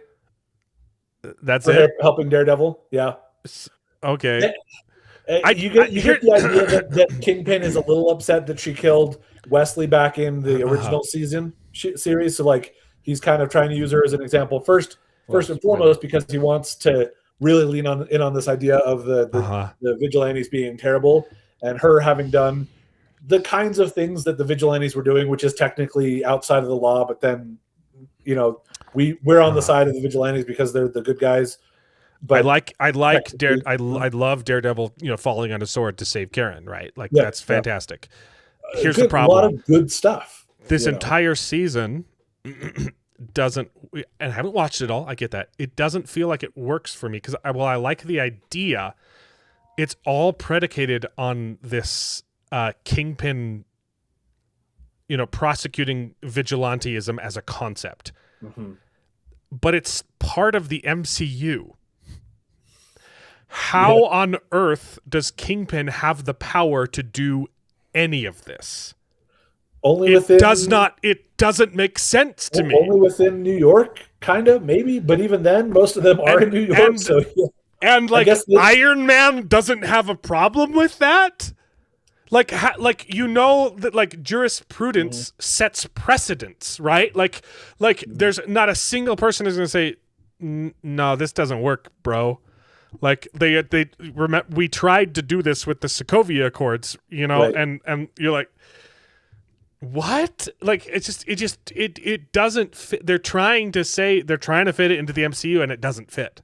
Yeah, I think it's the sort of thing where like I could see people arguing around it just a little bit more in terms of trying to say, oh, there's this difference and this difference. But it is something you have to get nitpicky. Then the show should have made that argument. Okay, you're right. So I'm not actually trying to say that I would defend it in that way. Yeah. I'm not necessarily going to get hung up on that, and I can see people making a defense for it. I don't think it's going to be a great defense. I'll still enjoy it in spite of the fact that it doesn't have a good defense. Sure. But again, like I said, overall, it did have other things that make all those pieces come together a little bit nicer if you'd seen the rest of this season. But overall, I think that you watching it would probably still just find all the problems with it. Like, I don't think it would make it better for you. I think it does make it work a little bit better, but not enough better for you to be happy with but it. I'm willing to forgive nitpicks, right? Right. If the meat is good. Right. but even the fight scenes, when you compare it to the original show, you're just like, this is not the same. And it's definitely not the worst thing Disney's ever made, right? No. That's silly. Like it's passable, but Daredevil was never passable. It was prime rib, and you're like, I miss that. This is not. I agree. I would definitely agree that the Netflix Daredevil was much better. Mm-hmm. It was tighter, a lot more impactful. All of that completely. Again, this is still at least decent, and I'm okay with that. I can enjoy that, and I'm okay with rolling with that. Yeah. But I'm not going to try to say like, oh yeah, you should love it or you need to watch it. I clearly also missed the context with Bullseye stuff. That's one where if you watch the rest of the show, you get a little bit more out of that. I don't want to. Can you tell me what I missed with Bullseye? So let's see. Because season 1 he kills Foggy. He kills Foggy, right? And now he's a good guy. So kind of towards the end of season 1, he's kind of turned into the Punisher a little bit more. So he's a little closer to Punisher than he is to Daredevil, but he's kind of like flirting around that. The difference being that he's kind of just psychotic, and so he doesn't really have the same level. Like in a different. But what's his goal? What does he want? Why did he want to kill the Kingpin? So the idea being, so we see at the end. And why was there a copy of I guess they were trying to set up. They were trying to frame him. Hey, Bullseye killed Daredevil. Yeah, they were gonna frame him for Daredevil's assassination, but why? First off, why wouldn't he also be okay with that? Yeah. And second off, why does he want to kill Kingpin? So a lot of it comes down to at the end of season 1, you see that he was actually hired to kill Foggy by Vanessa. Oh, okay. So is he the one that tries to kill Kingpin at the end of season 1? He's the one that tries to kill Kingpin at the end of season 1, yes. And Matt Murdock jumps in front of that bullet. And Matt saves him and everything. Why does he try and kill him in season 1 then? Again, it kind of comes down to you've manipulated me. You, through Vanessa, have manipulated me and turned me into a bad guy or something along those lines. I don't remember. He is a bad guy, though. He is, but he's... So you manipulated him. They paid him to assassinate someone, and he said yes. They paid him and helped him get out of prison. They helped him like get out of some other conviction. They turned him into a bad guy? Yeah. He accepted an assassination contract, and that's his employer's fault? That's the thing. Though, is part of the problem. Part of the thing for Bullseye is that he's psychotic enough to see it that way, and so that's part of the problem. The reason that he's still a big problem, even though he kind of thinks he's fighting on the right side now, consent retroactively. He removed his consent retroactively. Okay, so it was assassination, but because he was drunk, it didn't count. It didn't count. Right? Assassination. He regretted it. It was assassination regret. Yeah, I guess there could be a little bit of nuance in there that I forgot about that has to do with why he's trying to target Kingpin. But it basically comes down to he feels like Kingpin's a source of the problem, even though again, it was him hiring him. I don't know. It's a little bizarre. Did they he already does end up being responsible for Vanessa's death? Vanessa dies actually during season 2. Here. I've heard she died. Yeah, yeah, she died. But she was also like trying to kill her husband, right? She wasn't trying to kill her husband. She was trying to undermine him. She was kind of undermining him, not necessarily. She was not liking. He felt like she would undermine him by being there, and he also knew that he was a target, and so he knew she'd be in some sort of danger if she showed up, and she decided to show up anyway. And then Bullseye attacked to try to kill Kingpin, and he kills. And probably was also trying to kill Vanessa, and in trying to defend Vanessa, Kingpin smashed a big piece of glass that like shot something into her head and caused her to die. So it's his fault she dies. Okay, it's kind of his fault that she died, but it's also she showed up when he said she shouldn't. So cucking him because he was getting cucked in season 1. They've moved past that for this season. Okay, they ended season 1 with her saying, "Never mind, you're right, I'll stay with you," or whatever. Let's cuckold the Kingpin. Yeah. Oh boy, but, he didn't stand for that very well. So except that he does for anything Vanessa does for pretty much. But anyway, there were so many characters in the first episode that were introduced that were not present in this one, and I didn't care about them to begin with. Like the political aide that Ulrich's daughter was. He died. He got killed because he let BB get free.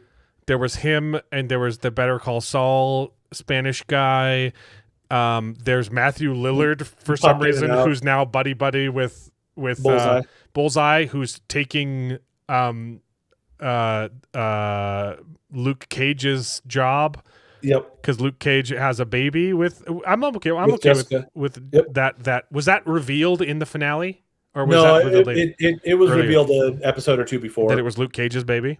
Yeah, that was a fun surprise. I like them. I don't know if it was confirmed on screen, but it was one of those things where in the comic, it's the kid of Jessica and Luke. You can tell it's a half black, half white kid, and Jessica's the mom, so you're pretty sure it's Luke. And you do get indications that maybe the dad is involved with the CIA dude with Matthew Lillard. So you're 99% sure that it's Luke, but they didn't actually say Luke's name until you see him in the finale. Got it. Yeah. So it was and then, finale, and then there's Daredevil's ex-girlfriend who's now in a relationship with Kingpin's henchman. Kind of, maybe. And also now going to become Muse for some, like, I burst out laughing when she I was like, what did I miss? And also, it doesn't matter. I couldn't possibly come up with a rational sequence of events that would make this scene make sense. But oh wow, that's so dumb. So two things I wanted to bring up. So on that one, you see her and Kingpin's bodyguard dude kind of flirting, and you're not quite sure what's going to happen with that, but they seem to maybe be flirting towards getting into a relationship, but they haven't actually gotten into a relationship. Why does she all of a sudden hate Matt Murdock? So from the end of season 1, she really hated Muse and the, like, having been threatened by Muse because she got attacked by Muse. And Daredevil saved her from that? Sort of. Well, I guess because she shot Muse, right? She ended up shooting But then he Muse. did show up to help. And he kind of only showed up to help a little bit at the end there. I don't know. Right. Anyway, she ended up just doubling down to be with to be on Kingpin's side because Kingpin was pointing at Muse, pretending like Muse was also a vigilante. And so the serial killer was a vigilante? That's the way that the serial killer that tried to serial kill her? And she's joining his side? No, she's joining Kingpin's She put side. on his mask. Wait for it. So all through the season, she's been seeing basically him haunted by like the trauma. She's going crazy. Of him. So she's going crazy, and you get the little like idea of like, oh, these vigilantes only, they actually, the mask is the real them, and so when she puts on this mask that is the insanity, that's who she really is, because basically it's pointing to the idea that she is so traumatized by being attacked by Muse that she's gone crazy and thinks that the best way to do that is to become Muse or something like that. Okay, yeah, Jared. Now that I'll agree with you, it's not rational, but that's the point of the thing. And it's still not a good. Okay. It's not a great point, like, connection, but that's the point of it. Is it's supposed to be she's kind of crazy and she's off the deep end, and so she's going to be Muse. So now that you've explained it, it's definitely still retarded. Yep. Yep. It so makes more sense, but it's still not great. It's still like, okay, I see where you've made your connections there, but it's still not amazing. The other thing I'll say, I wanted to finish on Bullseye real quick. It was pointed out, it's a really interesting thing to recognize that because Bullseye's a little bit crazy himself as well, he just knows that, oh, Kingpin's going against the vigilantes, and he considers himself a vigilante, or Kingpin is considering himself a vigilante. So he thinks he's a good guy now. So that's why he's kind of like working with Matt. What was that? I'm saying if Muse is considered a vigilante, then everyone's a vigilante. Yeah, if everyone's a vigilante, right? So one will. You get a scene where Bullseye goes into a diner and like lures the ATF there to try to just kill a bunch of them, and he's talking with the like while he's killing all the ATF people in over the top ridiculous Bullseye ways, he sees one of the like random citizens that's really afraid of him, and he goes over to him. And he's like, "Don't worry, I'm the good guy," and then kills another ATF agent or whatever. So I love that you're calling them ATF agents because they're AVTs, whatever, yeah, right? Whatever it is. But but they were supposed. You know who they're supposed to be, yeah, right? But whatever they are, yeah. So he's kind of just crazy enough to think, hey, I'm trying to fight against these guys because they hate me, and so are you, Matt. So therefore, I'm on your side. And kind of is just he just has no real conscience, and so he just kind of does whatever. And so it's kind of consistent with his character. I don't know. It makes sense enough within the show, but is it great? Not necessarily. But it makes sense within the way that the show decides to go with it. So sure. It does really make sense for him to end up with Matthew Lillard with the CIA or whoever it is that's supposed to be using them for Yeah, you know, why side was option. the CIA just like a-okay with Daredevil with Kingpin? Because Is that ever explained? Kingpin's getting the guns that Kingpin had on the ship were supposed to be given to the CIA, and Kingpin then decided. Then why would it be illegal? Why does the CIA need to smuggle in guns? This is the way that they're getting a hold of their guns. For themselves? They can just take our tax money and buy guns. I guess there's some sort of like extra legal thing. Maybe they're not actually CIA. There's some other shadow organization. Follow-up question. Why was Luke Cage working for the bad guys? They don't really explain anything outside of what's in the finale in terms of like he kind of maybe they leaned on them to say, hey, we'll let you guys get away with being vigilantes if you can work with us. What? But the CIA CIA it does make sense that needed to Bullseye use ends up Kingpin with to Matthew smuggle Lillard. in guns for them to use. Yeah, they're smuggling in guns. They're having Kingpin smuggling guns for them to use, and then Kingpin kind of turns on him and says, "No, I want to keep these guns." So, also, I didn't talk about this in episode 1, but it's bothering me again because I just remembered it. So Kingpin wants to lay low, right? He doesn't want anyone to know that there's guns on the boat. Right. And his plan is, hey, if Daredevil shows up, you know what will help this fly under the radar is if I blow up the ship in the middle of New York. That's definitely not going to bring more media attention to me smuggling in guns than... It almost theoretically worked because he covered it up as... Like, yeah, but what would Daredevil do if he hadn't sunk the ship? Daredevil's still an outlaw. Like, it's still illegal to be a vigilante. So what is Daredevil going to do with the gun? How was sinking the ship the smart plan there? I don't know if it was a smart plan. I will say that it still mostly worked for him because he was able to pretend that there weren't guns on it, because the only people that knew there were guns on it were the captain and the first mate and then Daredevil himself. And he killed the captain and the first mate. And so the official story is, this was just, just had diapers or whatever else on it. And Daredevil blew it up. And Daredevil blew it up. That's the other thing, is that he could spin the story into Daredevil blew it up. See, I already said that he was a problem, and this is even more proof.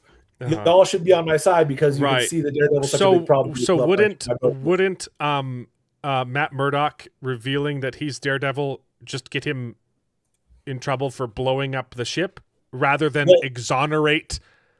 It's still just he said, she said. I don't understand why that reveal exonerates.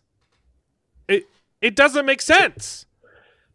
It's because the writers because of the other testimony that they're also taking as 100% gospel that this other person was saying.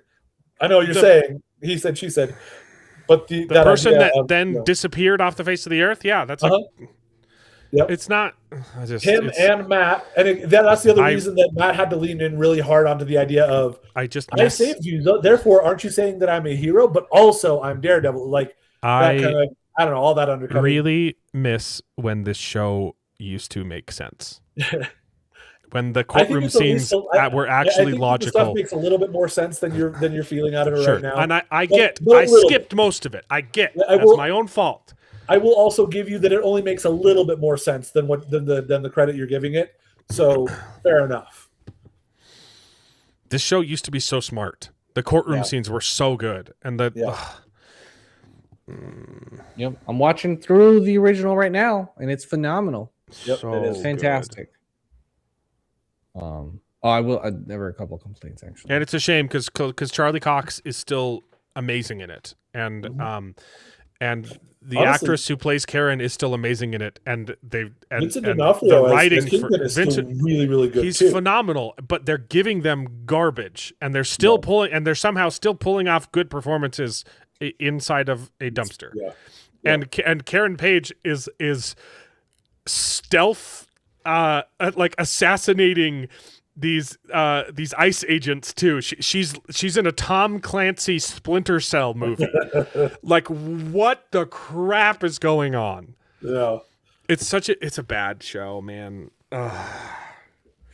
It's not the worst. No. It's not amazing, but it's not the worst. It's all right. It's not as bad as She-Hulk. This is very true. I watched all of She-Hulk though. That She-Hulk was so bad that it was entertaining. This is like, it's fine, but also boring, and I don't want to waste my time on it. Yeah, that's fair. I've become much more of a stickler with my. I used to give it away freely, and I would gladly watch bad shows. And there's just too many of them now. Like it's damaging to my soul, you know. So I'll only watch it if it's so bad that I can at least laugh. Fair. Yeah, that's kind of one of the reasons I'm excited about. Or if he's really cute, but Good Omens. Well, that's the thing. Like, if it's something like that I morally have to stand up for, like I'm gonna watch. I don't want to watch Good Omens. I already know it's gonna be garbage, but I have to. I have a moral obligation to review The Wheel of Time, right? Right. Because it's something that I and I have an expertise in. Like I can. Yep.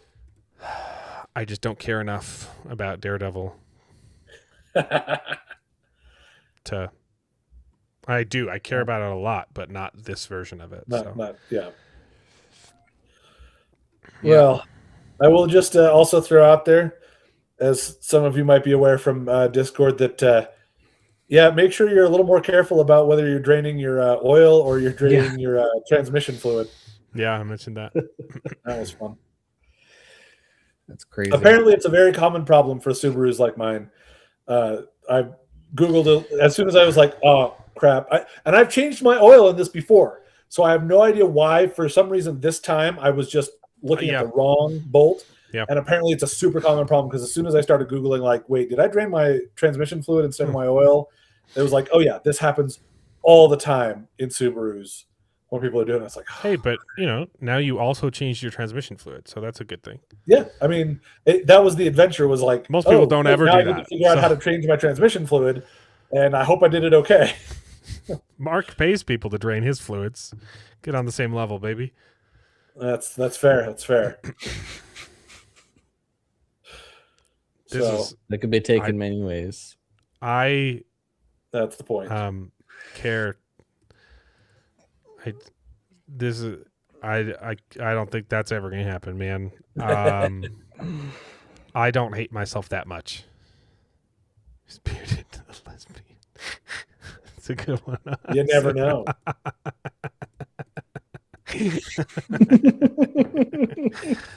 Stereotypes are fun. Yeah. Anyway, is that everything? Did we cover the whole let's see. Let me pull up Daredevil. I didn't watch Mortal Kombat. Oh, The Bear. Did anyone else watch Gary? No, I haven't watched the Bear to begin with, so I have no connection to Gary. We can. I know other Jareds watched it. We'll probably get into it in a future episode. But if he joins again, here's the gist. The bonus extra special episode of The Bear. It's really, really well made. It's incredibly depressing. It made me really sad. I don't know if it was necessary. It's good. It's super well acted, super well made, and I don't know. I don't know if I needed it. It just made me sad about everything, and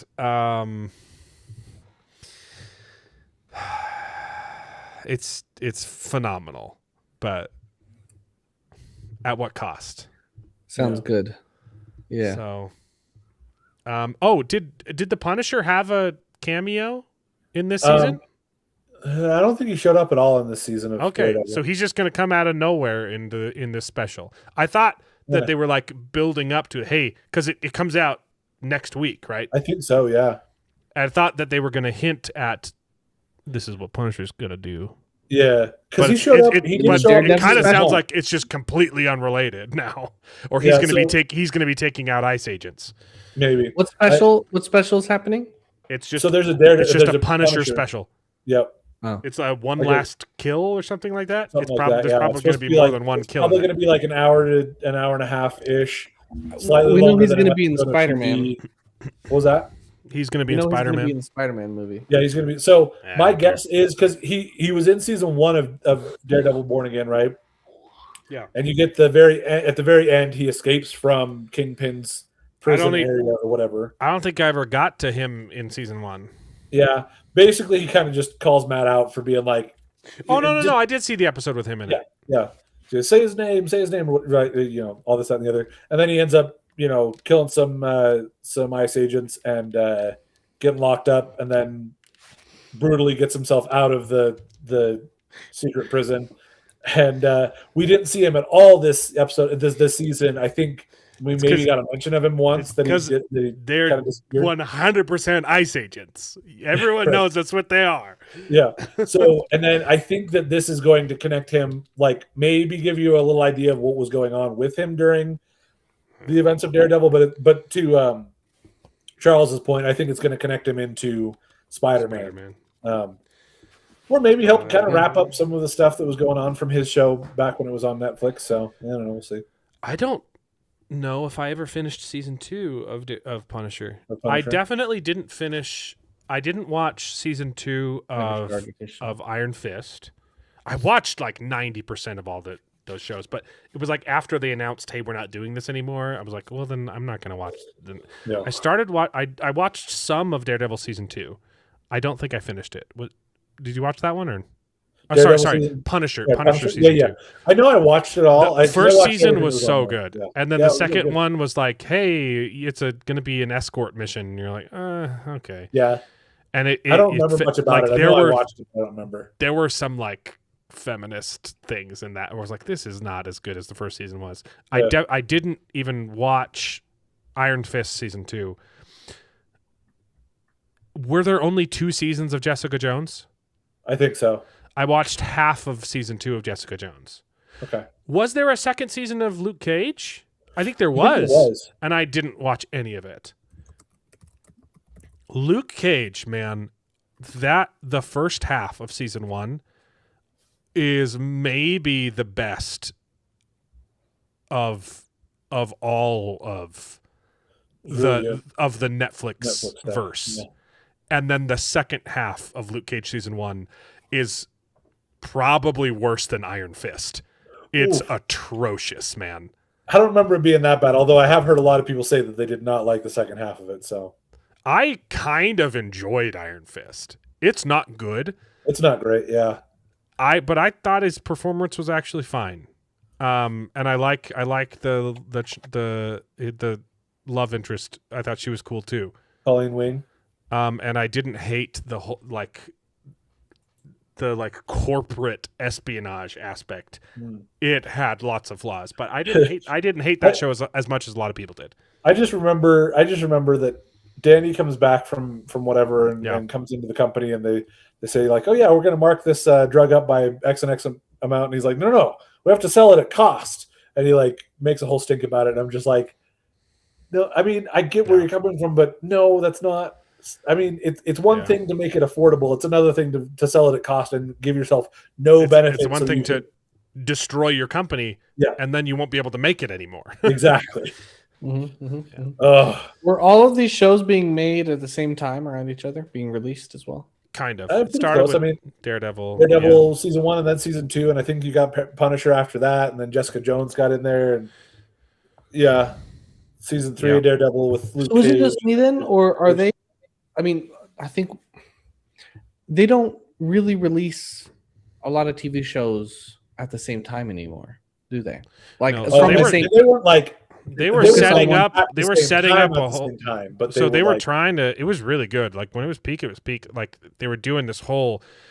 They were gonna eventually tie it in like directly into the MCU. So it was affected by events that in the MCU, but the MCU never mentioned it. Yeah. And so it was still canon, but not like movie canon to the movies explicitly. But they would always hey, this thing happened in New York, and there were some ramifications, right? And they were going to eventually tie it into the movies, and then they announced Disney Plus, and Netflix was like, "Yo, bro, what gives?" And they were not able to come to an accord, and so Netflix was like, well, screw you then. We're not doing it. We're not going to help you if you're going to compete with us. Yeah. So they pulled the cord, and that probably, I don't know if the timing wise, I'd have to look back. Is that one of the reasons why Defenders sucked, or did Defenders suck just because it sucked?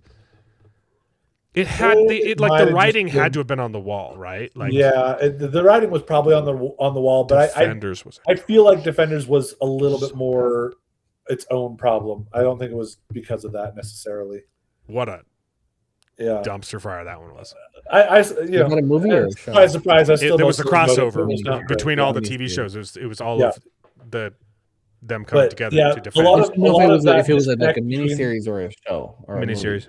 Daredevil Defenders was a miniseries. A lot of the like disconnect between the movies and the show had to do with the fact that at the time they had Marvel Television and Marvel movies actually under different like creatives, and so you had Feige with the movies, and you had Agents of S.H.I.E.L.D. on like CBS or it was on ABC, I think. But you had whatever the other dude's name was. The Eternals, or maybe I don't know. Was it Eternals or Immortals? It was Immortals, right? No, it was not Eternals. Yeah, Immortals. It was the Immortals. Inhumans. There we go. Inhumans. Oh man, that was garbage. That was so bad. There are two MCU things that I have not seen. One of them is the Inhumans, and the other one is Agent Carter. Oh, I forgot that was a thing. Mm-hmm. People liked it, but it was because Agent Carter was coming out on ABC, and I didn't have access to it through that. Did you? And so I never got around to it. There were a few that I heard such terrible things about. There were a couple other ones too where they're like, this might or may not be canon. Like there was the Cloak and Dagger one. Never watched that. I didn't watch most of that. I watched a little bit of it. I think I started with the first season once I finally got a hold of. Mm-hmm. And then there were also like a couple like X-Men spin-off ones, but that wasn't MCU. Like there was like Legion. Oh, okay, yeah, I know what you're talking about. Yeah, there was another like Runaways. Wasn't there one called Runaways? Yeah, Runaways and Cloak and Dagger. That's what you were talking about was Runaways. Yep. I didn't see. I think I saw like half of season 1 of Cloak and Dagger, and I haven't seen any of Runaways. So. Marvel's Runaways. Never watched that crap. There's so much that I haven't seen. I haven't seen any of this. Yeah, well, they all got decanonized, so you don't need to. Well, that's the thing is the Netflix Daredevil stuff almost got decanonized because again, it never affected the movies, and they were going to just completely reboot all of Daredevil, and then they decided, everybody really liked the Netflix one, so let's see if we can hold on to that. Gifted? Is that no? That's it. That's just a no. That's another one though that was like X-Men adjacent-ish or like X-Men connected, but again, still while it was all under Fox. So yeah. Legion and Gifted were both under Fox pre-Disney, if I remember correctly. Wait, there was a spin-off Agents of S.H.I.E.L.D. Slingshot. What the heck is that? There was an Agents of S.H.I.E.L.D. spin-off? Did they actually make that? 2024? 2016. It's a mini-series. I see. Just a season. I've never even heard of this one. I think I only watched one season. It was like a digital series created for ABC is what Wikipedia is saying. I think I definitely watched the entirety of season 1 of Agents of S.H.I.E.L.D., but I don't think I got further than that. I watched most of Agents of S.H.I.E.L.D. I think I watched it all the way to the end. It started off pretty good. I was like, I might have seen that Slingshot one. It was probably just completely unnecessary or whatever. Didn't really have any effect on anything. So. Agents of S.H.I.E.L.D. was a great concept that was plagued with filler. Yeah, and also, the promise of we're definitely going to tie it into the MCU. The MCU is definitely going to canonize this, and they had to play that same game, and it never. And they because apparently Feige and the guy that was in charge of Marvel Television did not get along, so they kept dangling that chain. They like each of them was trying, like especially the TV guy, because the movies were so successful. The TV guy kept trying to be like, "Yeah, we're definitely a part of it," and Feige was like, "I want nothing to do with you, and I hate you, so get away from me." So until around the time of Disney Plus, then Feige was given all the TV stuff too. There was definitely too much like interpersonal drama in Agents, even in season one. But like there was some good stuff in season one of Agents of Shield. At some point, I might sit down and just do a full rewatch through the MCU again, and I'll probably try to see if I can actually catch Captain Carter and Inhumans and even Runaways and Cloak and Dagger. But I might watch a lot of it with Stephanie because she has not seen a lot of Marvel actually. Yeah, including the movies. I think the first thing she ever watched. I think the first Marvel movie she ever watched was Endgame or Infinity War. I know my wife and we did a full rewatch of all the movies in between Infinity War and Endgame. So, dude, I watched a lot of those with Elliot a few years ago, like, and it was before, like, Disney had gone like too far gone. It was probably like 5 years ago, where like they were starting to suck, but they hadn't gone like full suck yet. And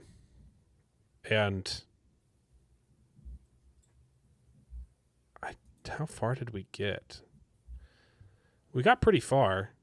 I remember. But the what am I trying to say? The biggest takeaway from rewatching most of those, 6 years ago, was Thor 2 is actually not bad.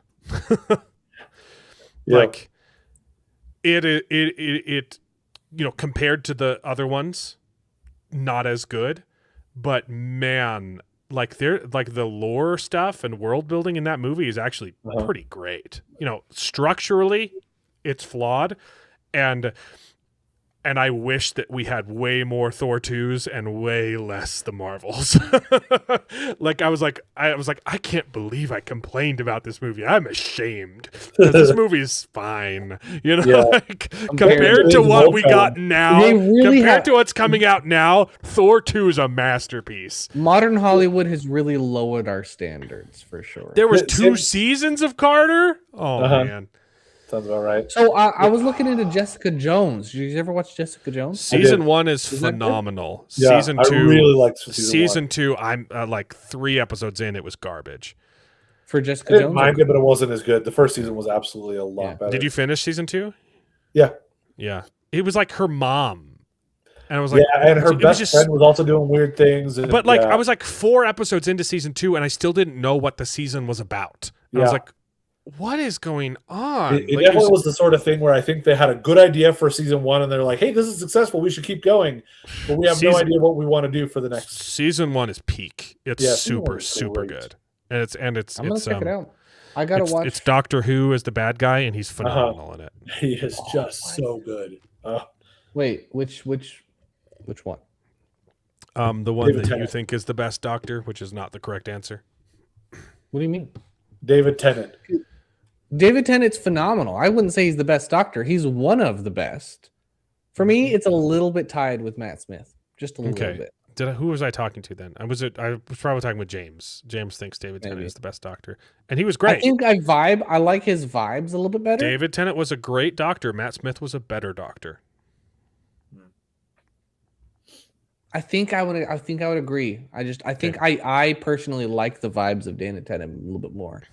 So that's why they're equal. Is because I agree that Matt Smith was a better Doctor, but his vibes, Anyways, vibes. What do you mean? David Tennant's vibes. He's got the vibe. No, his vibe, not the show. The show it had a good vibe. Anyways, sorry. Matt Smith was a better Doctor. David Tennant was fantastic. Have you watched the new Who stuff though, Charles? You haven't. Yeah, I watched it with you guys. It was awesome. Did you? Okay. Yeah. I watched the second season. I did not watch the first season. The hardest part though was watching the episodes where David Tennant came back, and you're like, dude, like even his performance was like. I haven't watched though. This is not the same human being. Like you can tell, TDS ruined him. So, Tom Baker, yeah. I never watched any Tom Baker. Just to go from suck to blow. Yeah, I'll get that reference. We got some good Spaceballs in here. You guys saw the announcement for the official name of the new Spaceballs. The new one, yeah. The new one. Yeah. Because they found the money. They found the money. It's called the new one. Spaceballs, the new one. Nice. It's funny. Yeah. They're like, it was going to be called the Spaceballs, the search for more money, but it turns out I that's found the it. joke It was they made in the first movie, and so everybody assumed it was going to be that, and he was That's like, fine. well, let's make a gag about how I found the money so we can make it the new one, and probably that there's a good joke on that where it's like, oh, Star Wars, the new ones, or that sort of stuff. Like it's a, Top Gun, the new one. I'm just glad they acknowledged it. That hey, it was supposed to be called the search for new money, and then they're making a joke about it. That's fine. I'm totally fine. I think the new one is a perfectly fine title as long as you address the fact that you teased that number 2 was going to be called the search for more money. Yeah. Yep. I think that's good. They've got the actor from Thunderbolts who played. I haven't seen that. I don't know what you're talking about. In what? I thought Thunderbolts was a good movie. I was just saying they've got the guy. I liked him from Thunderbolts. Which guy? There were a handful of them. The guy who played the Thunderbolt. Paul. Yeah. There's a character called Paul in the Thunderbolts. The character's name is Bob. Bob. There you go. That's his name. His name is Bob. Sentry. Century. Sentry. There you go. Century. He's also Bob in Top Gun Maverick. Yeah, he's in Top Gun. He's Bill Pullman's I like son. him. Pullman. He's a good actor. He's in Spaceballs. Oh, he is. He is Bill Pullman's son. Yep. Oh, because I saw him and I thought, man, that really looks like the main character from the first Spaceballs. That's I gotta go. Okay. So we've talked about everything. Next week is Punisher, Good Omens. I'm not gonna have time to watch Mortal Kombat 2. I'll see if I can get to. So I may or may not be able to make it next week. I'll be actually in Utah, but I'll be at a cousin's wedding. Yeah. Are you watching Mandalorian and Grogu opening weekend? Yeah, I'm planning on it. Okay. All right, I'll try and I don't want to. Again, I don't know if you're I'll going to see be it able to opening be weekend here next week. So if you don't catch it, it's in 2 weeks. It's in 2 weeks. Is it 2 weeks? Oh yeah, you're right. Yeah, it's the 22nd. If you're like, oh, I'm not going to be able to watch it opening weekend, let me know so that I don't have to, and we'll cover it the next week.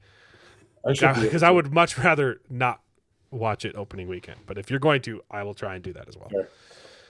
Yeah, that week you may have a surprise cameo from me at a different location than usual. You just said what the location was. You spoiled it.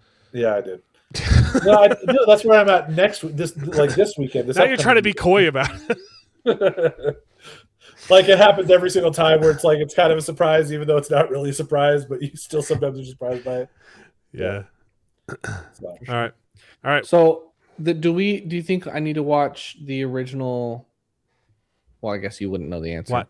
Because I haven't watched the original Punisher, but it's coming out with the season one's redo. Phenomenal. Yeah, you should watch. We recommend it, but I was planning. Season one is dark. Fist, Luke Cage. They went really dark in that, and it's good. Yeah, I might watch it eventually, but I think for now I'll just the last episode with the mirror is like my favorite. Brutal. It was like, oh, that is the best. I love that shot. So it's horrible. It's very graphic, and you're like, bad, yeah. This character deserved more. You're like, it was very cathartic. Yeah, all right, I gotta get myself cleaned up too. Mando and Grogu. So, okay, that's it. We'll see you guys next week with more. It's gonna be a bad week, guys. It's Good Omens season 3 and it's gonna be a doozy. I'll give you a download of my feelings on Sheep Detectives and Michael if I get a chance to see him, and if I can't be on the stream, then I'll try to drop him in Discord. I really want to watch Sheep Detective too. So, all right, see you guys next week. It's been a blast. Bye. Yep. And now it is time to say goodbye. We had a great conversation. It's been fun. But all good things must come to an end, and the goodest ending I can think of is right now, this moment, this night. So I guess we just say goodbye.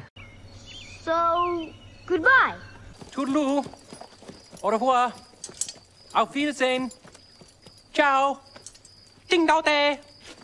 But come back next week for more outrageous bloopers. this is the end. Well, there's only one thing left to do.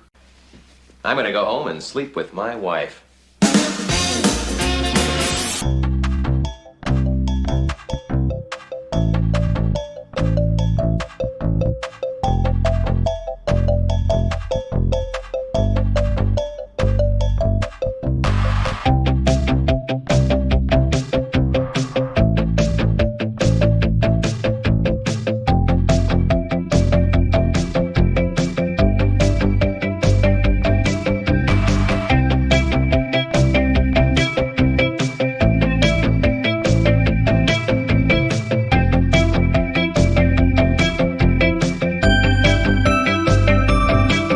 Well, I hope you enjoyed the video. If it's true, please take a minute to subscribe to the channel, and you can join us along for the ride. And if you pay me, I'll try to be more entertaining. So please consider joining Patreon and getting your name in the credits with pride.